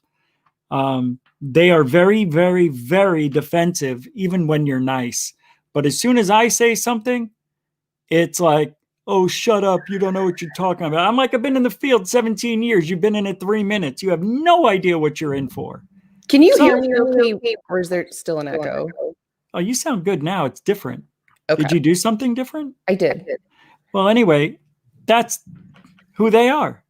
So I just wanted to say, yeah, they're very bipolar, like just Twitter in general. But like, I get really confused because I love both sides, and you know, I'll tweet something for I don't know. They get mad at me too for no reason because I like this UFO video. Hold on, they're saying there's an echo. Okay, I'm gonna step out because I'm gonna. I don't hear it. Do some UFO stuff, but I'm not going to say anything. But thank you so much for letting me come on your show, Rich. I'm such a huge fan. I love you. You're doing such good work. Don't let anybody tell you anything, because we believe in you, and I think what you're doing is beautiful. I think your show is just totally going to explode, and especially now that you're doing this. I think like when I saw that last show, the things that anyway. Your show's amazing, but I gotta dip. Well, hold on a second, because I don't hear the echo, but everybody else is hearing a major echo. Anyway, where's your YouTube channel so everybody knows? Yeah, guys, my YouTube channel is Alien Girl 111. Come check it out. Thank you very much, Amy. I appreciate you coming on. Thank you. You take welcome. care. Bye, homeless man. So nice to meet you. Bye. He's saying goodbye, but he's muted. Thank you, Amy. All right, homeless man, I can't hear you. Unmute yourself real quick so I can say goodbye. Thank you very much for coming on. Any last words? Any last words? Live long and prosper. Love it, brother. Thank you. Oh, wait, wrong hand. There we go. Live long and prosper. Thanks, homeless man. Good guy. Yeah. Take care. All right. So that is the end of we're done taking people. Yeah, he was cool. I liked that. I liked Amy too. I didn't hear the echo on the when she said she changed. And I think that may be on my, no, it can't be on my end because we had 6 people on the show and there was an echo. That is so bad. But anyway, thank you, Amy, Alien Girl 111 on YouTube, and Homeless Man for chiming in. He's cool, man. He's out there in Tallahassee showing us the moon, the stars. It's beautiful today in Florida, by the way. It was just beautiful. Tomorrow's going to be even more beautiful. So it's going to be in the high 80s, low humidity. I'm always aware of the weather. I am a weather freak. All right. We still got a lot of show. Don't go anywhere. I mean, another hour to go, probably. So if you're not doing anything and you want to see some cool videos, that's coming up next. Let's take 2 minutes and just enjoy. Enjoy. Secrets in the field. Secrets in the field.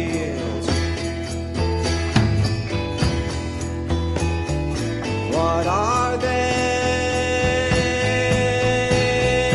Why are they? Do they mean? What are they? Why are they? What do they mean? What do they mean?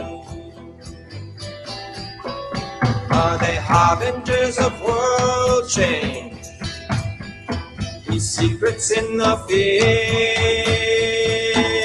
Are they harbingers of world change? These secrets in the field. Are they harbingers of world change? These secrets in the field. Secrets in the field.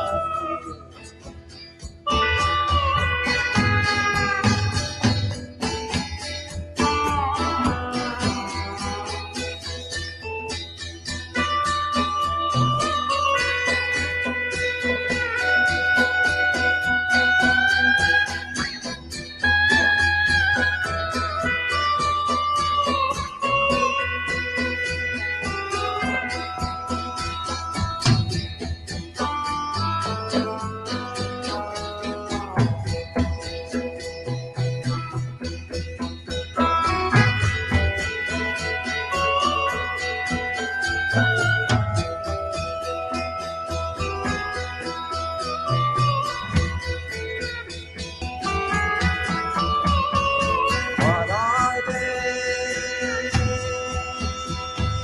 Why are they? What do they mean? Come on, everybody. What are they? What are they?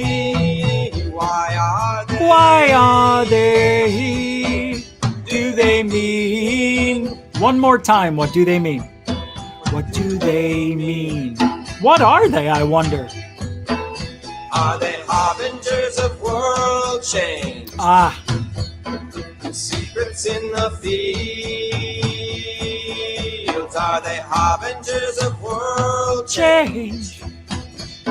These secrets in the fields. Are they harbingers of world World change? change. These secrets in the field. These secrets in the field.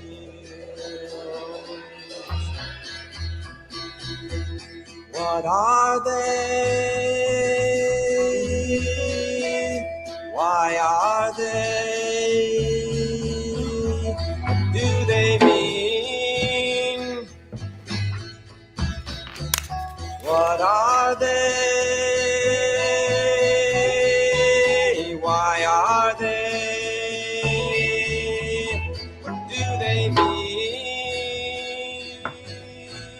What do they mean? Big finish coming up, everybody. Greg Brown, everybody. Crop Circle song. Let's give it up for Greg Brown. Gregg Brown with an E. Yeah. Take a bow. No? No bow? All right. No bow. I needed that break, guys. I had to take those 2 minutes and just feed the machine, is what they call it. We do have all the fun. Don't go anywhere, because now it is time for videos. So let's see what I got. Yeah, thank you again, everybody. I've got 10 kids I got to take care of. So, full-time job now. Don't forget to support GUFON, PayPal, Super Chat, Super Sticker, Patreon, as F Graphs Chaos joined just tonight with the $3 tier. Thank you very much. And all the links are in the description. So thank you very much. I have a Mick West tweet. He says, why don't scientists study UFOs? Are they scared they will lose their funding or that people will laugh at them? No, it's because the proposed evidence is terrible. That's good. Let me pull up his debunk video. It's unbelievable. Where are you? I have so much. See, now this is really getting me upset. There is a show. It's called You Need to Hear This. If it wasn't caught on camera, no one would believe it. I'm going to show that to you, and then I'll look for... this is amazing. Are you guys aware that there was some serious talk about the Kremlin triangle? Do you remember that triangle that was over the Kremlin a couple of years ago? It's pretty amazing. Oh, I can't play it. Whew. It's Gaia, but let me tell you about it. You can't play Gaia. This thing, a tetrahedron, was recorded in Russia over the Kremlin for several hours. I think it was like 9 hours. This was a day shot, believe it or not. I can't play it, but the link will be in the description. As a matter of fact, I'm actually doing something I never do. I can't say never, rarely do. And I'm going to put this in the chat room so you could just take a look at it. And the link to this will be in the description after the show. This was an amazing event that took place. Let me see if there's a description. Not really. I don't see it. Anyway, it's pretty good. Yeah, this thing, they're saying that this pyramid coincides with... Now, here it is during the day. Hold on, let me show it to you. Oh, you see it? There it is. Right? There it is during the day. And there was 4 different people who recorded this thing. Apparently, it's real. Now, the weird thing is about this event is that Barack Obama was receiving his Nobel Peace Award. The Kremlin lied about the day this was recorded, because this event coincided on the same day as the spiral event. I believe that was, where was that? I can't remember right off the top of my head. $2 from Katrulzin says, nice Total Recall reference. Thank you for the, $2 super chat, Katrulzin. Thank you. You're a good man. Very good catch, too, by the way. Man, I got 5 mouths to feed. You said there was 4. I lied, man. I lied. But it's true. You've seen 2 of my kids tonight. $1.99 super sticker. Don't know what that sticker is, but thank you very much for the $1.99 super sticker X1. Very much support. Thank you, guys. I appreciate that. My kids can now have rice. Yeah. They can now have rice for breakfast. Thank you. Diapers. Diapers? We put bounty around them. Are you kidding me? But anyway, they're saying they're not sure, but it has to do something with Barack Obama, the spiral, right? And they are not sure if this triangle came through Now, I'm going to blow your mind on this, okay? They're not sure if this pyramid, this tetrahedron, was appearing over the Kremlin because of a missile test that they did, and blamed the this on the missile test going wrong.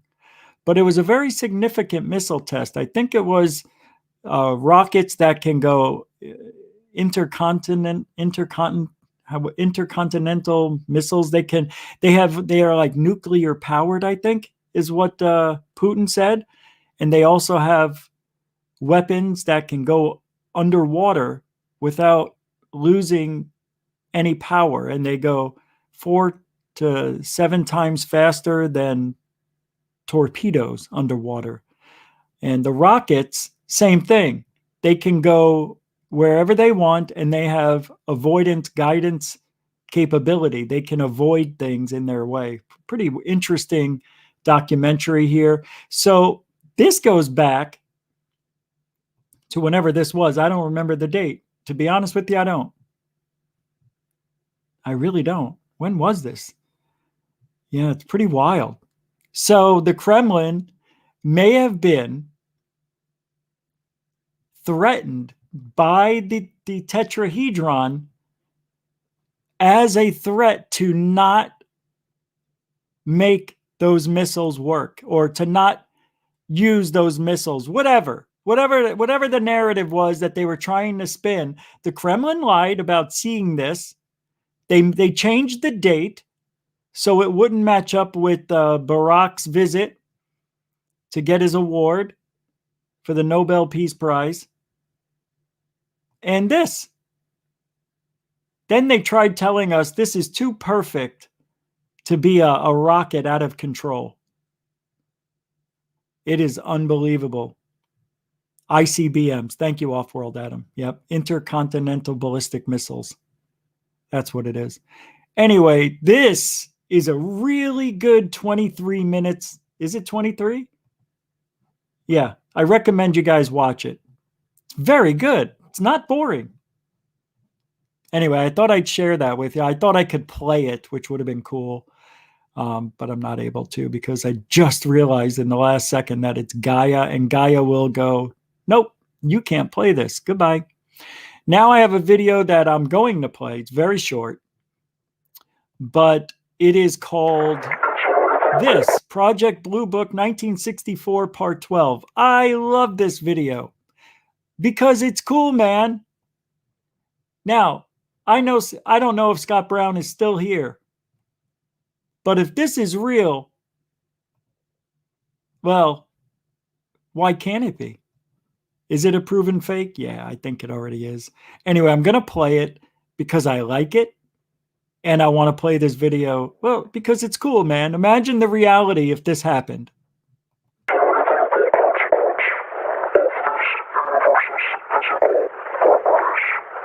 are you telling me we're just random?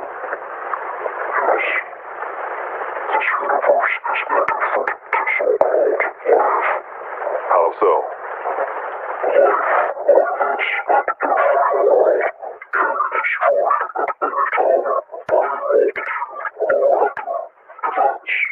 Such as?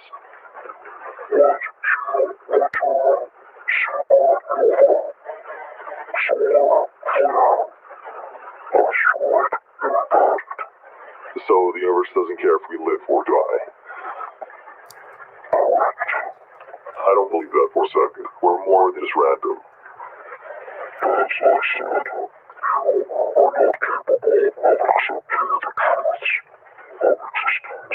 That is so cute. Isn't it? It's so perfect. What was this? $1.99 super sticker? Another one? Did I miss this one? I'm sorry if I did. It doesn't. Oh, X1, did you send another one? Well, thank you if you did. Super generoso, by the way. I noticed it was a red one. I don't remember seeing it pop up. I may have been looking over to the side. Thank you very much, man. Super generoso. The kids love it. Yeah. It's not easy having eight children. So this one makes me laugh because we don't understand our existence. And the interviewer says, I don't think the universe has it that way set up for us, that we're not special. You're not special, the alien says. The universe doesn't care about us. I believe that too. I'm with the alien on this one. Anyway, I just like playing that, just in case it's real. I am looking for the MICK West. Hold on, I think I may have found it. I watched a body language video on O.J. Simpson. He came out with the book on his hypothetical, if I did it. Wow, it's amazing. He did it. Yeah, he did it. And I'm really, oh, I'm in the wrong email. No, I'm not. I'm in the right email. Why am I not finding it? I think this is it. Nope, this isn't it. But here's another video, and I don't know what this means. He says, this might be on CNN tonight. What is it? Guess what it's for? I don't know, man. Here. Hold on. What is this for? Oh, that's a lens. Oh, it's a filter? It's bokeh. No, it's not. I don't know, Mick. Let me go into Mick's thing here because he did put up some video. Oh, here it is. No, that's not the one. He put out another video today. Oh, here it is. How fast is it going? This is good stuff. This is good. I think it has been fairly conclusively demonstrated that this pyramid UFO is actually just out of focus, with the triangle shape being bokeh. It's probably just a plane because it moves and flashes like a plane. I've been saying it wrong. You can see a summary of all that in my last video. But a few interesting questions remain for the sky-identify nerds out there. Like these two triangles, what are they? They are actually stars in the constellation Aquila, called Ocab and Ocab Borealis. I'll explain how I figured this out and how we can use it to get some rough estimates of the speed of the plane-like object. When you are looking to identify stars, it's really helpful to know the date, time, and location of the photo or video. We don't really have specifics about this video, but it seems to be related to the events described in the USS Russell logbook, July 14th, 2019, sometime after 9 in the evening. We also have a location, a latitude, and a longitude. At the very start of the video, we see a constellation of stars. @DylanDTV on Twitter discovered that this was actually Jupiter, Antares, and some other stars. We can use the free software Stellarium, enter the location and the time, and then look towards Jupiter, a planet, not a star, and it is a perfect fit for around 9:10 Pacific. So there it is. That's not the whole debunk, but I got to stop it. So unbelievable. He actually proved, without a shadow of a doubt, that those two triangles are stars and maybe a planet. I don't know, something like that. But anyway, no question, right?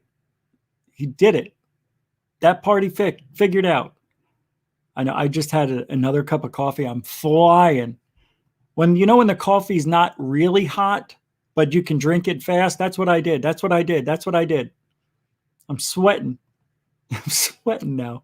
Anyway, let me continue this. MICK West debunk again. Corbell. These two. They're pretty much vertical, and the lower one is a bit brighter, but otherwise not super distinctive, so hard to find. I realized, though, that the camera did not move very far, and we could roughly track the motion by looking at the clouds after boosting the contrast.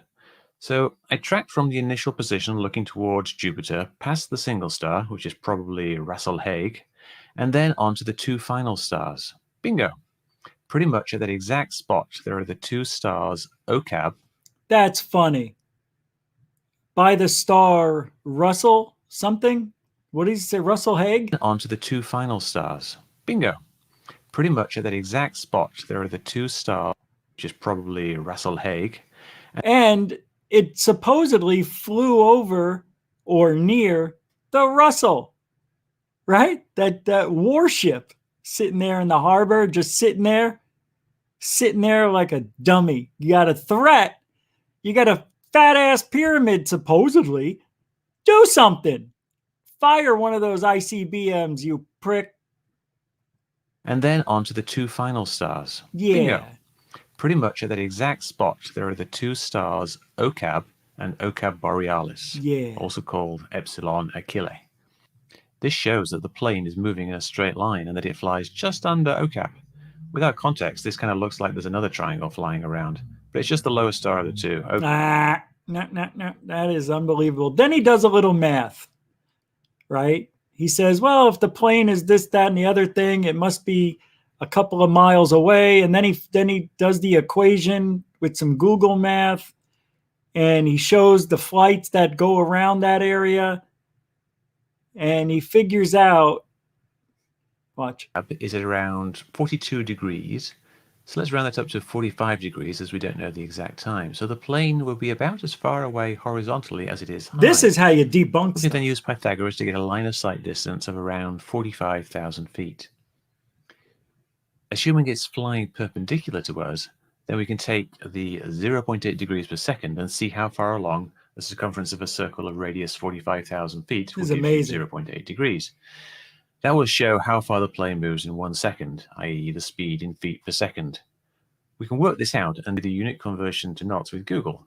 45,000 times 2 times pi divided by 360 times 0.8 feet per second in knots, which gives 372 knots, the ground speed. So that's amazing. It's an airplane. That's consistent with a plane.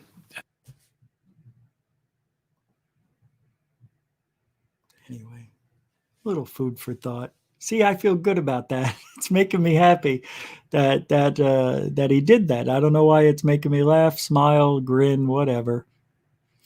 All right. Hey, there was a tweet today from Post Disclosure World. This is the best, Paul. Says, you know who that is? Post Disclosure World is UFO Jesus, Ryan Robbins. He says, Jacques Vallée, Dr. Eric Davis, George Knapster, Jeremy Corhell, and James Fox acknowledge that the origin of UFOs has not been established, and they all have extraordinary connections. This idea that the government knows UFOs originate from other planetary systems doesn't. What? Who gives a shit what James Fox, Jeremy Corbell, or George Knapp think? Why? There's more. There's more. And then part 2 of that seemed to hold up under scrutiny. It's a narrative that seems at odds with the evidence. I'm sure this is one of the USAP's government's hypotheses, but to say they know this for certainty, well, if so, it's odd that so many people with such deep connections do not agree. So Jacques Vallée, Dr. Eric Davis, and according to geniuses George Knapp, Jeremy Corbell, and James Fox, they acknowledge that the origin of UFOs hasn't been established, that they have extraordinary connections. The idea that the government knows UFOs originate from other planetary systems doesn't. It hasn't been established. I said I wouldn't ask or care what Corbell and Knapp think about this. They don't even know what a real UFO video and pic should look like. Oh, that's gotta hurt. Nobody cares what I say, though. Nobody cares. And I'm right a lot of the times. I'm wrong here and there.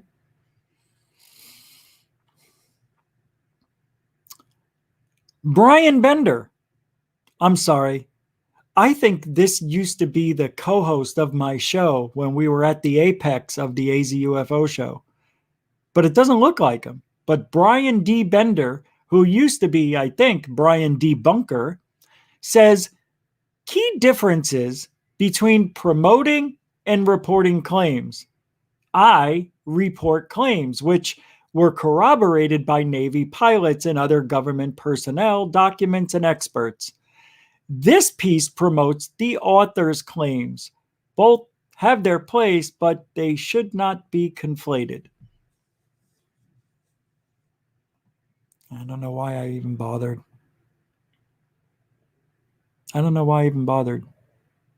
What is this? We got a video coming up. Oh, I was going to go over here and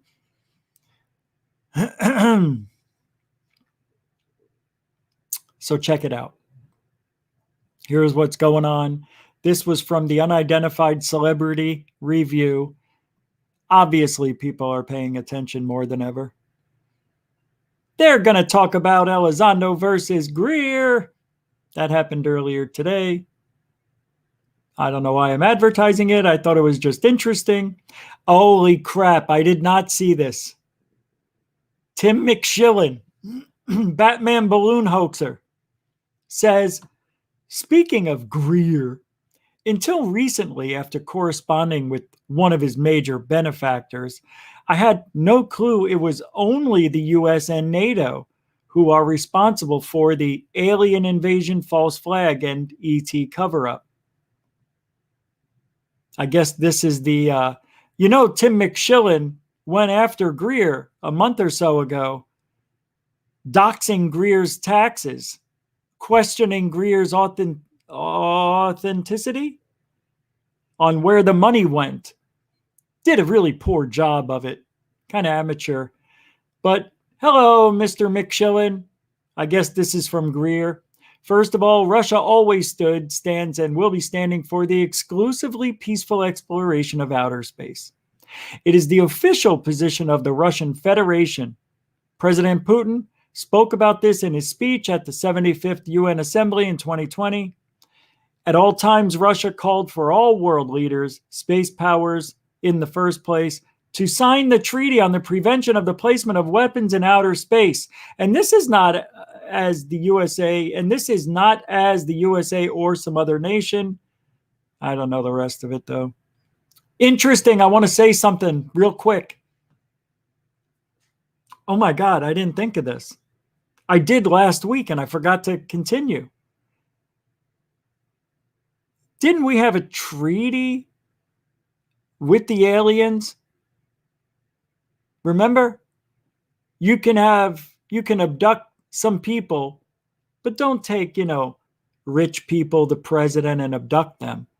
Take people who live in the middle of nowhere, so nobody sees you or believes them. And you can have those people as long as you give us some technology. Remember that? And you won't eat us. They're not going to attack us. There was this treaty, apparently, that ended last year.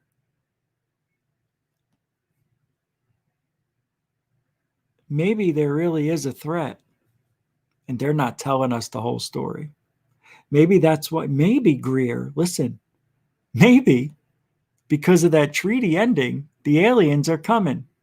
I heard a couple of months ago, it was around February, that Richard Doty said there's 4 aliens that we have a good relationship with.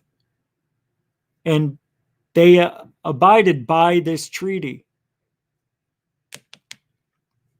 Then a 5th alien group came in and did not want to abide by the treaty and tried to do things they shouldn't do to our world. Take people, whoever, do whatever they want. Apparently there's this battle happening just out of reach of our cameras and telescopes. Maybe another dimension. I mean, this is Doty, by the way. And that these other 4 aliens are protecting the Earth from the 5th alien group. What if it's true? What if Greer doesn't know what he thinks he knows? Wow.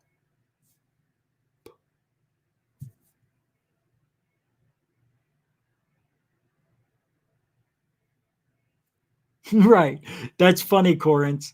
That's true, right? So aliens are now so great that they just waited until the treaty ended and come and invade.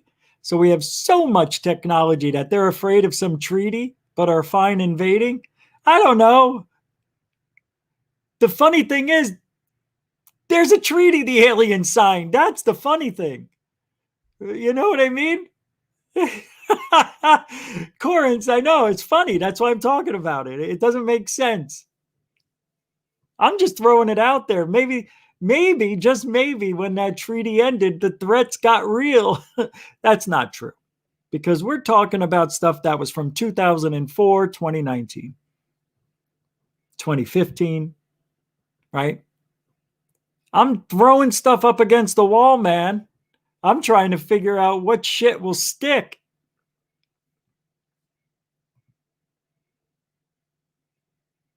It wasn't just America. The world leaders signed with this thing, I guess. I thought you guys knew what I was talking about. I know I may have said the Americans. I went over. I'm an hour over where I start to fade, but I have so much to talk about. Yeah, that's my excuse. Hey, if you had 7 kids around your feet, 2 of them are sitting on my desk. Oh, I found a third. He fell asleep. Look, here he is. He's sleeping. He sleeps with his gun in his hand. I do need support either way to keep the show live every single day. I'll go every day. Don't make me go every day. I can do every day. I need a day off. By the way, don't forget, tomorrow I am not doing the show. We used to go Monday through Saturday. Now we go Sunday through Friday. There is no Saturday anymore. Okay? Sunday, I'm officially changing it. We need a show on Sunday. I'm bringing it. What is this? A $5 Joe, is this Joe Wall? Yeah, man. Hey, what's up? $5 Cash App donation. Thank you for that, brother. $5 super Cash App support. Thank you, man. Thank you very much. Super generoso. All right. Let's get to the next.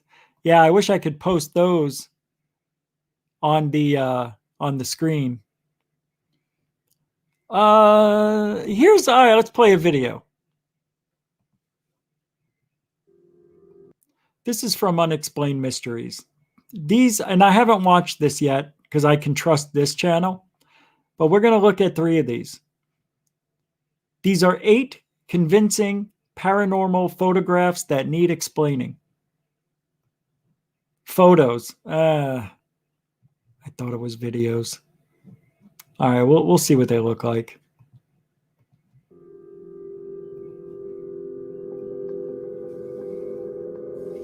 They gotta be good. A new YouGov poll finds belief in the supernatural to be surprisingly common in Britain.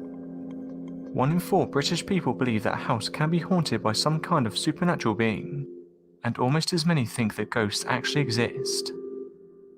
Thousands of people have even said they have seen or encountered a supernatural entity, suggesting that this phenomenon is very much real. However, science has other views. They believe that ghost sightings result in part from the power of suggestion. If you think you might see a spirit while entering an empty house at night, you're more likely to perceive an experience. For example, it may be something explainable like a cold breeze or a moving shadow, but those with a certain mindset will perceive that as a ghost. Another reason that many of us see ghosts is most of us don't want to tempt fate or disobey advice. For example, if someone is playing with a Ouija board, you're expecting something to happen. So once again, if a light breeze knocks over a lamp, those playing the game will see that as something being in the room. All cultures have beliefs related to spirits, luck, destiny, and a boogeyman who's out to get us. However, with that being said, what about when people capture alleged ghosts in pictures and videos? Over the years, thousands of pictures have been presented that shows the supposed ghosts. Come on, I didn't know there was going to be this whole preamble. After doing some research, they found out the man who'd previously lived there had passed away in the house. One of the strangest things is that when the man was alive, he was a fan of playing the you guitar. can see it right there. See the face? Some have suggested the man returned because the couple picked up his guitar. One individual who saw the picture said she thinks she's seen Hernan in the same position. Oh, wow. You can see the hands, man. See, that looks real. It doesn't look fake. Boy, she is a looker. Let me tell you that. In the afterlife, holy crap, she looks like Animal from, right? What was that? Look at the mouth. It looks like a Bigfoot mouth with Animal's nose and eyes. That's a Bigfoot, but it's got grandma hair. Oh, yeah, that now it's starting to come in a little more that I'm staring at it. It does look like a lady. I like the hands, though. She explains that Hernan passed away in her house, and on some occasions she's... Yeah, I don't know. See, this is why I hate... Uh-oh. What is this? What? And decided to take this picture. She said the following. I took this one particular photo of my cat as he was sleeping funny, and I thought it was cute. In the hallway there is a black apparition that is in no way a reflective image or a shadow of any objects in the way. The photo was taken on my iPhone 4 with no flash. The property that I reside in is over 100 years old. You know what's weird about this pic? There's a pig face right here, like a pig. There's the snout, the mouth, the eyes. Then you have another pig-like thing here. See the two dots in the mouth? And then I don't know what this is. It's some cat-looking figure. I don't know. And then here's a figure. But there's another face right here. Look, believe what you want, okay? I think wreaking havoc has proven time and time again that there might be something to orbs, to the pictures that we see when we see faces. Yes, I know it could be pareidolia, but you don't get this kind of pareidolia everywhere you look. It's pretty cool. All right, let's go to the next. I like all paranormal evidence, but pictures are my least favorite. All right, we'll do one more. I don't like what I'm seeing. Oh, that's interesting. But see, I don't believe it. Looks like this is too good to be true. Let's take a listen. In Castle with her son, a woman decided to take a photograph with him playing in the background. She was shocked to discover... Oh, shit. Are they talking about this? Damn. Not this, but this. A dark phantom lurking behind him with his back to the camera. The woman said that no one was there while the photo was being taken. Mm-hmm. This isn't the first time that this dark phantom has been witnessed. Many people over the years have come forward stating they've seen the same thing. Dude, I don't know. One witness said the following.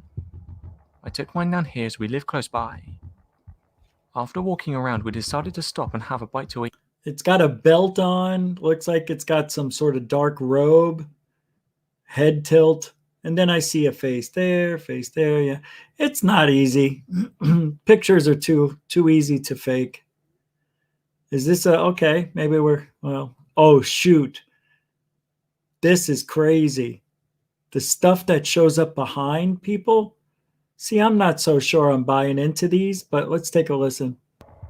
Everything looks normal until you see the figure standing to the right of her. That scares the hell out of me. Not right much there. information has been released, but we can see what looks like a pale-faced figure standing behind her. One witness said the following about the encounter. I have seen many photos like this before. Of course. And I think it's real. Whether you call it a ghost, I think these things are trying to communicate with us. That's why sometimes... Okay, next.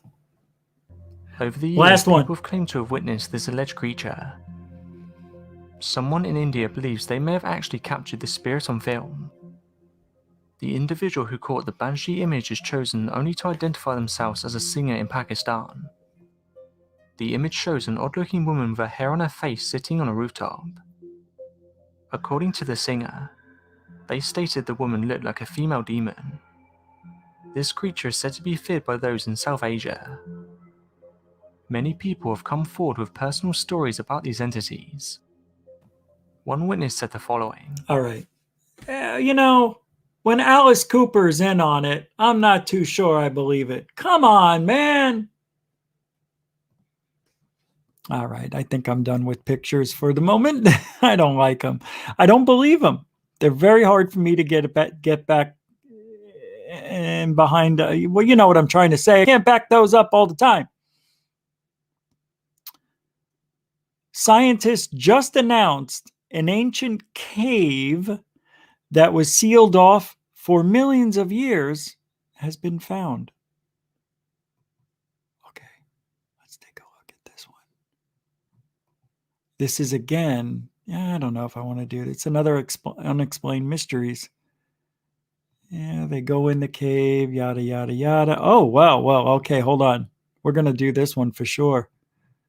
Well, we'll skip through it. We can see what's going on. It's pretty interesting, though. All the links to these things that I'm playing will be in the description. You can check on every one of my shows. All the YouTube videos I play wind up in the description in case you want to check them out. You know, on your own. Number 4. The Moab. Photos reveal giant Easter Island Maui statues are covered in mysterious symbols. I don't want this one. The depictions were only discovered upon withdrawing the statues and discovering them on the back of the statues' bodies.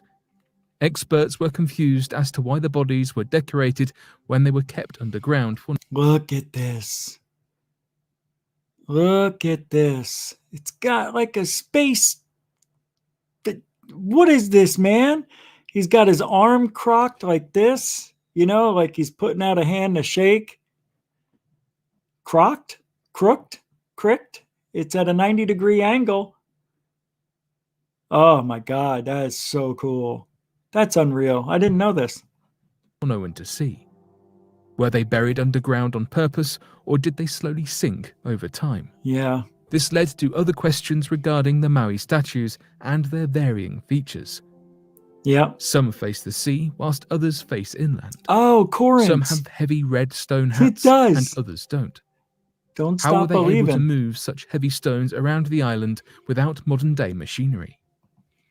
Researchers continue to investigate and seek answers to these. Okay, let's go to Mindseed TV and see if I can play this thing. All right, you got me.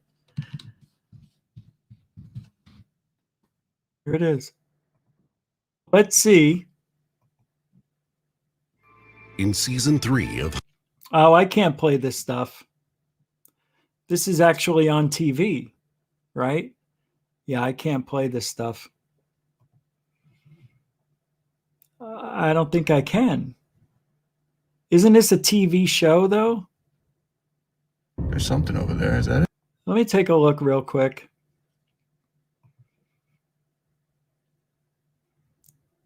Yeah, this is a TV show. Unfortunately, I can't play it.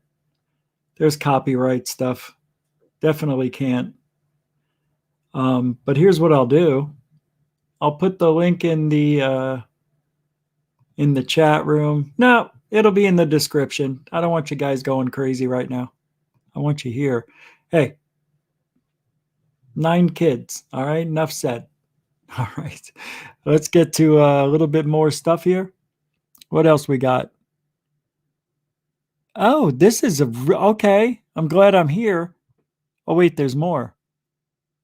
Oh, wow. Another large city found on Mars. Oh, yeah. I forgot about this. Is 2 days ago. Yesterday. No, 2 days ago I meant to play this, but, you know, with the Greer thing and all that. All right. This is by Mars Anomalies and Beyond. This is Chris. And we do have, you know, all rights to play it as long as we give the link in the description and shout them out. So there it is. Hold on. In 3, 2, goosh. This is Mars Anomalies and Beyond. Let's see what Chris has. Another large city found on Mars. I'm excited now. I forgot.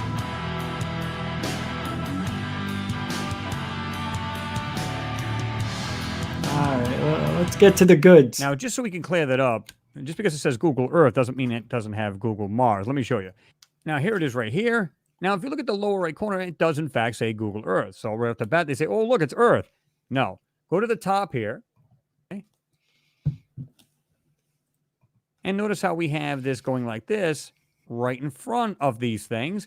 You can see there's one here, here, And if you're on a small device, guys, these here looks like structures. Oh, yeah. And I'm going to show you why I believe that. Oh, looks right. Like that. And here too. And these look like And underground. I've said this before. I believe this is either A, Here's some earthquake entrances right here. or Mars quake, or a great flood. Something catastrophic level these buildings. What's this? Now, let me just back out a little bit. Now, I want to show you another photo right here from Earth, from the Tangshan earthquake. Who? Right here. Now, look at this photo closely. You can see what looks like the main road going up here. Okay, but something I want to point out to you guys, which is pretty interesting. Let's rotate this photo for a moment. Notice this structure right here, right here on the left-hand side. Yeah. Check this out. Oh, wow. It's pretty much doing the same thing. Good. In other words, it looks like a collapsed building, and you can see things coming out of this. Oh. I'm sure it's... So Mars is Earth. We're really not on Mars. Maybe we're looking at old civilizations on Earth and they're telling us they're going to Mars. Maybe, just maybe, they're in the Antarctica where it's warm, toasty, and a place we're not allowed to go to. Maybe inner Earth, perhaps? Come on, everybody. Are you with me on that one? No? All right. The rest of the building and debris and everything else from the building, right? That's crazy. Is that possible? I don't think they would build the same way on Mars, though. That's what we're looking at. That's why I think it's all Earth. Because I see nothing but ruins and everything else on the side of this roadway. Yeah, yeah. Of course, they probably had to clear it out so they can get to this, or Yeah, it probably yeah, look worse than this. Yeah, yeah, yeah. But All right. here, and like I said, I'm going to show you this right now much better. Again, these right here. This looks like Earth. Now, these may not be collapsed at all. They may be just basically... This looks like Earth. I know it's grainy and I know, but doesn't it look like Earth? It looks just like Earth. Main roads, okay? Wow. All right, let's get into this. This is In fact, crazy. I'm going to jump over several of these steps so you guys can see this better. Oh. Okay. It's Mars. So I did like a blue highlight so you guys can see this a No, little it's bit the better. moon. At least try to point out the certain pieces. What I do is I just use the dodge tool, try to bring up the darker areas. And keep in mind, there's a lot of censoring going on here. So therefore, you're not going to see this stuff clearly. Looked like they had a purpose. They were lined up. These things were set up, built in a fashion that doesn't look natural, right? Wow. I see things like this on the top here. No way. No way. Here's another area that looks very similar to that. Right here. On the right-hand side, we have what looks like right here doing this, coming back down. Yeah. And there appears to be things inside. Yeah. Two more pieces sitting together. Look, you can go all over this place, right? This looks like some sort of golf course, tennis courts right here. Here's the roundabout, huge building area. These are the suburbs, and then in the middle they've got trees, a pool, an entertainment center, and all the houses are on the outside. You know what I mean? And this could be an underground garage, a garage. Look at all this. You can just, this is why I don't do this, because it would drive me nuts. I give Chris, I give anybody, even, what's his name? John Ward. I give these guys credit for looking at this stuff the way they do, but their eyes must be better than mine, and maybe they know something I don't know, because this is crazy. This looks like Earth. Look at this. I know it could just be a meteor impact, right? Then you got this over there, like he was pointing out. Let me show you big screen. Yeah. All of this area here on the left. That's crazy. A whole bunch of that. We have what looks like this piece right here, and so many other little pieces. Now, keep in mind, that's what I just said. Is not as sharp as we would like to have it, right? Right. Now I'm going to go ahead and zoom in a little bit, right here. Damn it! That looks like cliffs. The ocean was over here, right? When he moved it. Your sister's ass. See, this could be the ocean, beach. hills. It looks like freaking Earth, man. Zoom in a little bit. It's California. Right here. Oh my God, it's California in the future. This is San Diego. All the traffic, all the cars, one way there, another way this way. Can you imagine? Again, we have this other part here. Yep, and right here. Again, roads that look like they've been broken apart, right Yep. here, split apart. We have one up here that's doing this. Yep. Here's the part of the road. Yep. Here's another part of the road right there going like this. Yep. And it looks like this part here has fallen down and collapsed, or it's already just gone. And what we're seeing here is the top of the structure. Yeah. Again, look Something. at the blurring going on right here. But things that look like they're under the road. So Yep. that's telling me it's a bridge. Maybe. Again, the one up here. at the very Hey, maybe it was a bridge, right? Because of all this water that used to be here in the dark areas. top, doing this. My goodness. I would like to say it's not all pareidolia, because it really looks like we're looking at Earth. And I can see these things pretty done well. It looks like Earth in the either the past or the future. What if Mars had a civilization on it, and they all came here to Earth 3 billion years ago, or whenever? Don't have to do a whole lot to it, folks. There it is. Pretty cool stuff, man. I couldn't wait to show that to you guys. I thought it was interesting. When I first looked at it, I said, that's Earth. It's Earth. It's Earth. It's Earth. Earth. The inside story of Bob Lazar's raid. No, the 5 dark and disturbing mysteries that have never been solved. Let's take a look at that. Oh, yeah, I wanted to play this. This is interesting, at least. This is from Top 5s. I'm so glad we can play these videos. These are so interesting. Ready? To a long-forgotten unsolved crime. Now you're probably wondering, how do we manage to research all these things and not go insane? While taking a break from the creepy content and exhausting research is a vital key to our success at Top 5s. One of our favorite ways to step away from our computer and unwind is mobile gaming, specifically with titles that allow us to escape into miniature digital worlds while still entertaining us with satisfying objectives. Our favorite game in this category at the moment is Bingo Quest Summer Garden Adventure, a free-to-play mobile game. Make sure to download Bingo Quest Summer Garden Adventure, available on iOS and Android. I'm going to switch it to this. The Frozen Jean Hilliard. Frozen Jean Hilliard. See? On a freezing night on December 20th, 1980, 19-year-old Jean Hilliard was driving her dad's Ford car along an icy gravel shortcut near Legby, Minnesota, when the car slipped and ended up in a ditch. Jean knew she wasn't far from a ranch, so she scrambled out of the car and decided to walk to get help. The temperature that night was 20 below freezing, and Jean wasn't really dressed for the conditions, and it wasn't long before she started to struggle. The ranch was a lot further away than she first thought. After 2 miles of walking, Jean could finally see the ranch in the distance. That is the last thing she remembers before blacking out. The next morning, the ranch owner, Wally Nielsen, found Jean in his yard.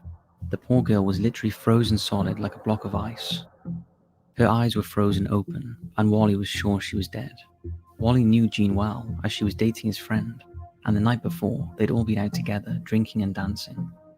But as he pulled her towards his house, he noticed a few bubbles coming out of her nose. Wally, who had a lady friend over, asked her to help him load Jean's body into his truck.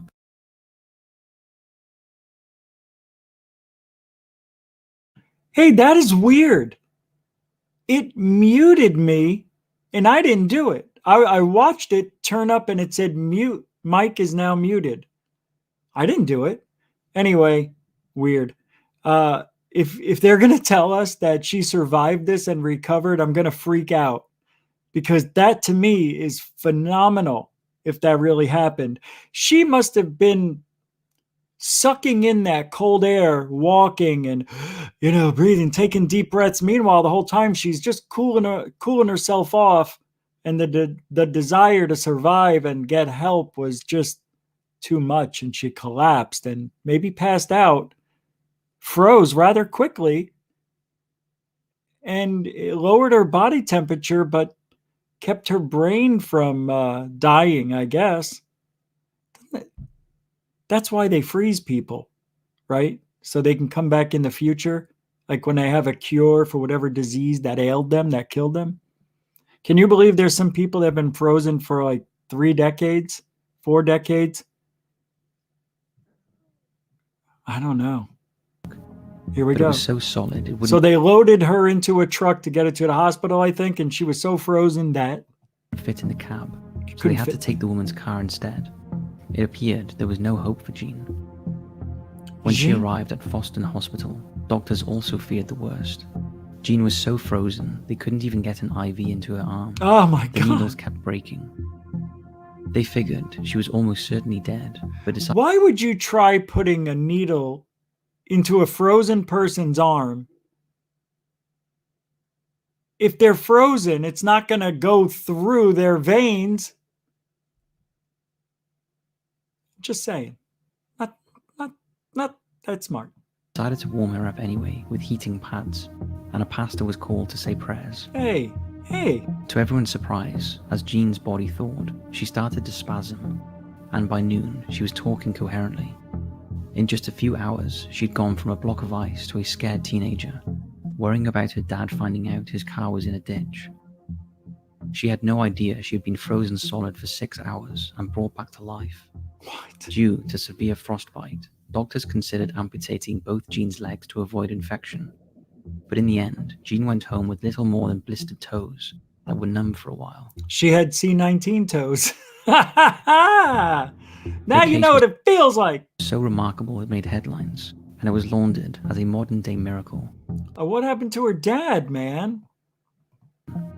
Nowadays, she lives in Cambridge, Minnesota, and works in the hospital, did everything they could to try and revive her. Look at that. They have a motto that no one is dead She until had they're nice warm feet and dead. for a Something foot. that almost certainly saved her life. Can you imagine sucking on those toes? You're her husband some years later. Why are your toes always cold? Oh, I just have cold feet. You said that on our wedding night, and boy, were they cold. They're always cold. I can't help it. And then he does one of these. Hold on. Wait, hold on. Please be here. Hold on. Please be here. Oh, you sons of bees. Please be here. Show up out of nowhere, please. Oh. I was gonna pull up something and it's not here. It would have been funny. Oh, I found 2 more kids. Oh, are you okay? Hold on, everybody. Oh, look, I've got them right here. Hold on. Here, we need to get you. Don't forget to support GUFON because we have so many. We have 11 children to take care of. Here he is. Oh, you can't see him. He's got his cloak on, but he's in this bag. This is my little baby. He's got his cloak on. It's okay. He sleeps with his eyes open. It's okay. Watch this. It's an alien baby.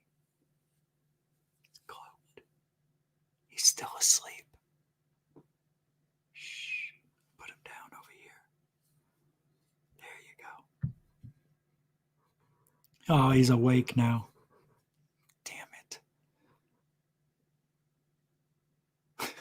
It looks so weird. It looks weird. I'm going to put him right here.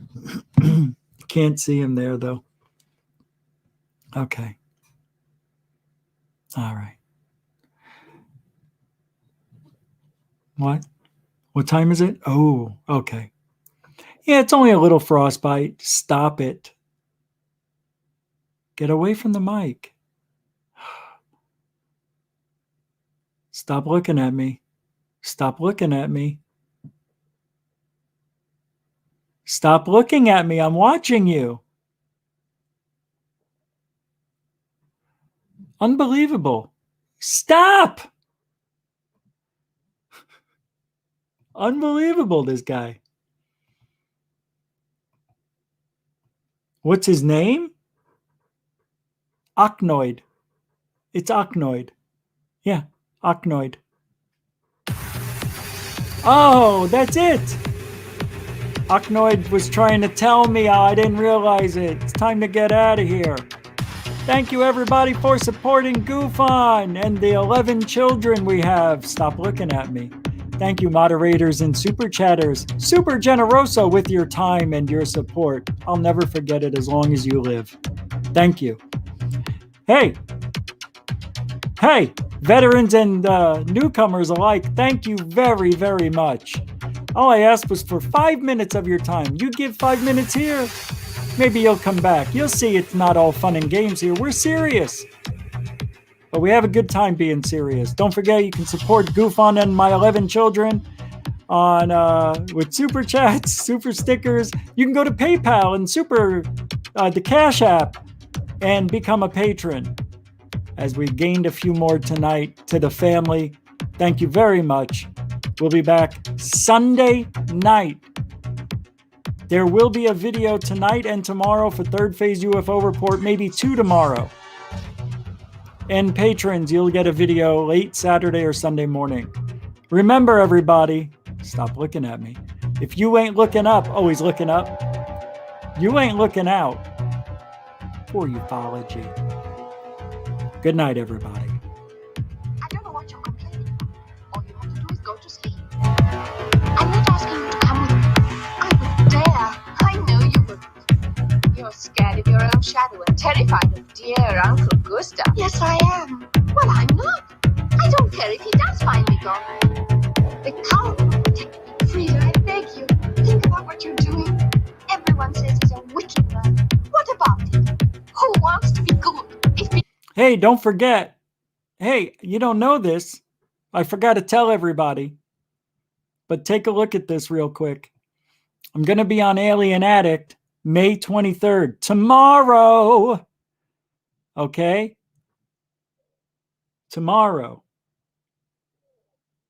Guess who's going to be there? Third Phase of Moon, me, Must See Audio, Dark Hour Paranormal, and the Twitter of all Twitter champs, Osvaldo Franco. We are going to discuss this like never before. Alien Addict is the man, and I can't wait to talk to Osvaldo Franco. Third Phase of Moon will be joining us, and Dark Hour. It's going to be fun. All right, let's get back to the end of the show, everybody. I hate to go.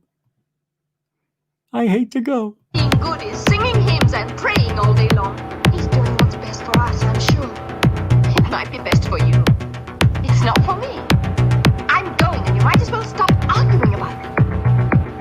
And I warn you, if you dare tell on me, Frida, you know I wouldn't do that. I'm just telling you, you know what will happen if you do. Stop if you're hurting me, not half as much as I will if you don't keep quiet.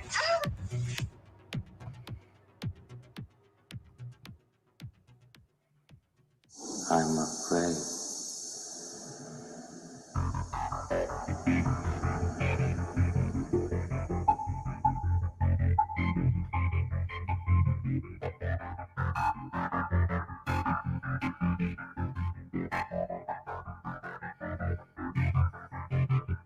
Terminator is out there. It can't be bargained with. It can't be reasoned with. It doesn't feel pity or remorse or fear. And it absolutely will not stop. Ever. Until you are dead.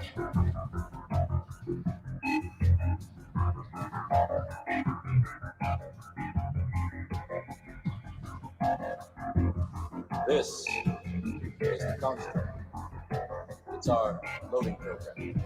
You can load anything from clothing, equipment, weapons, training simulations,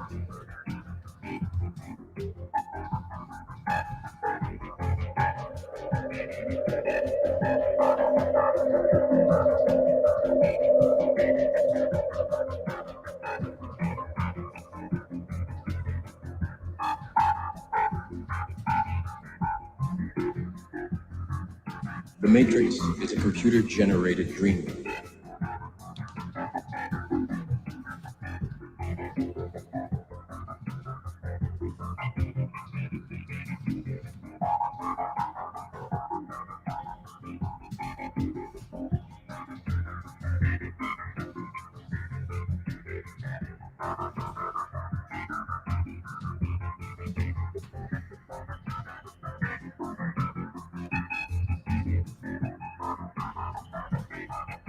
Never send a human to do a machine's job.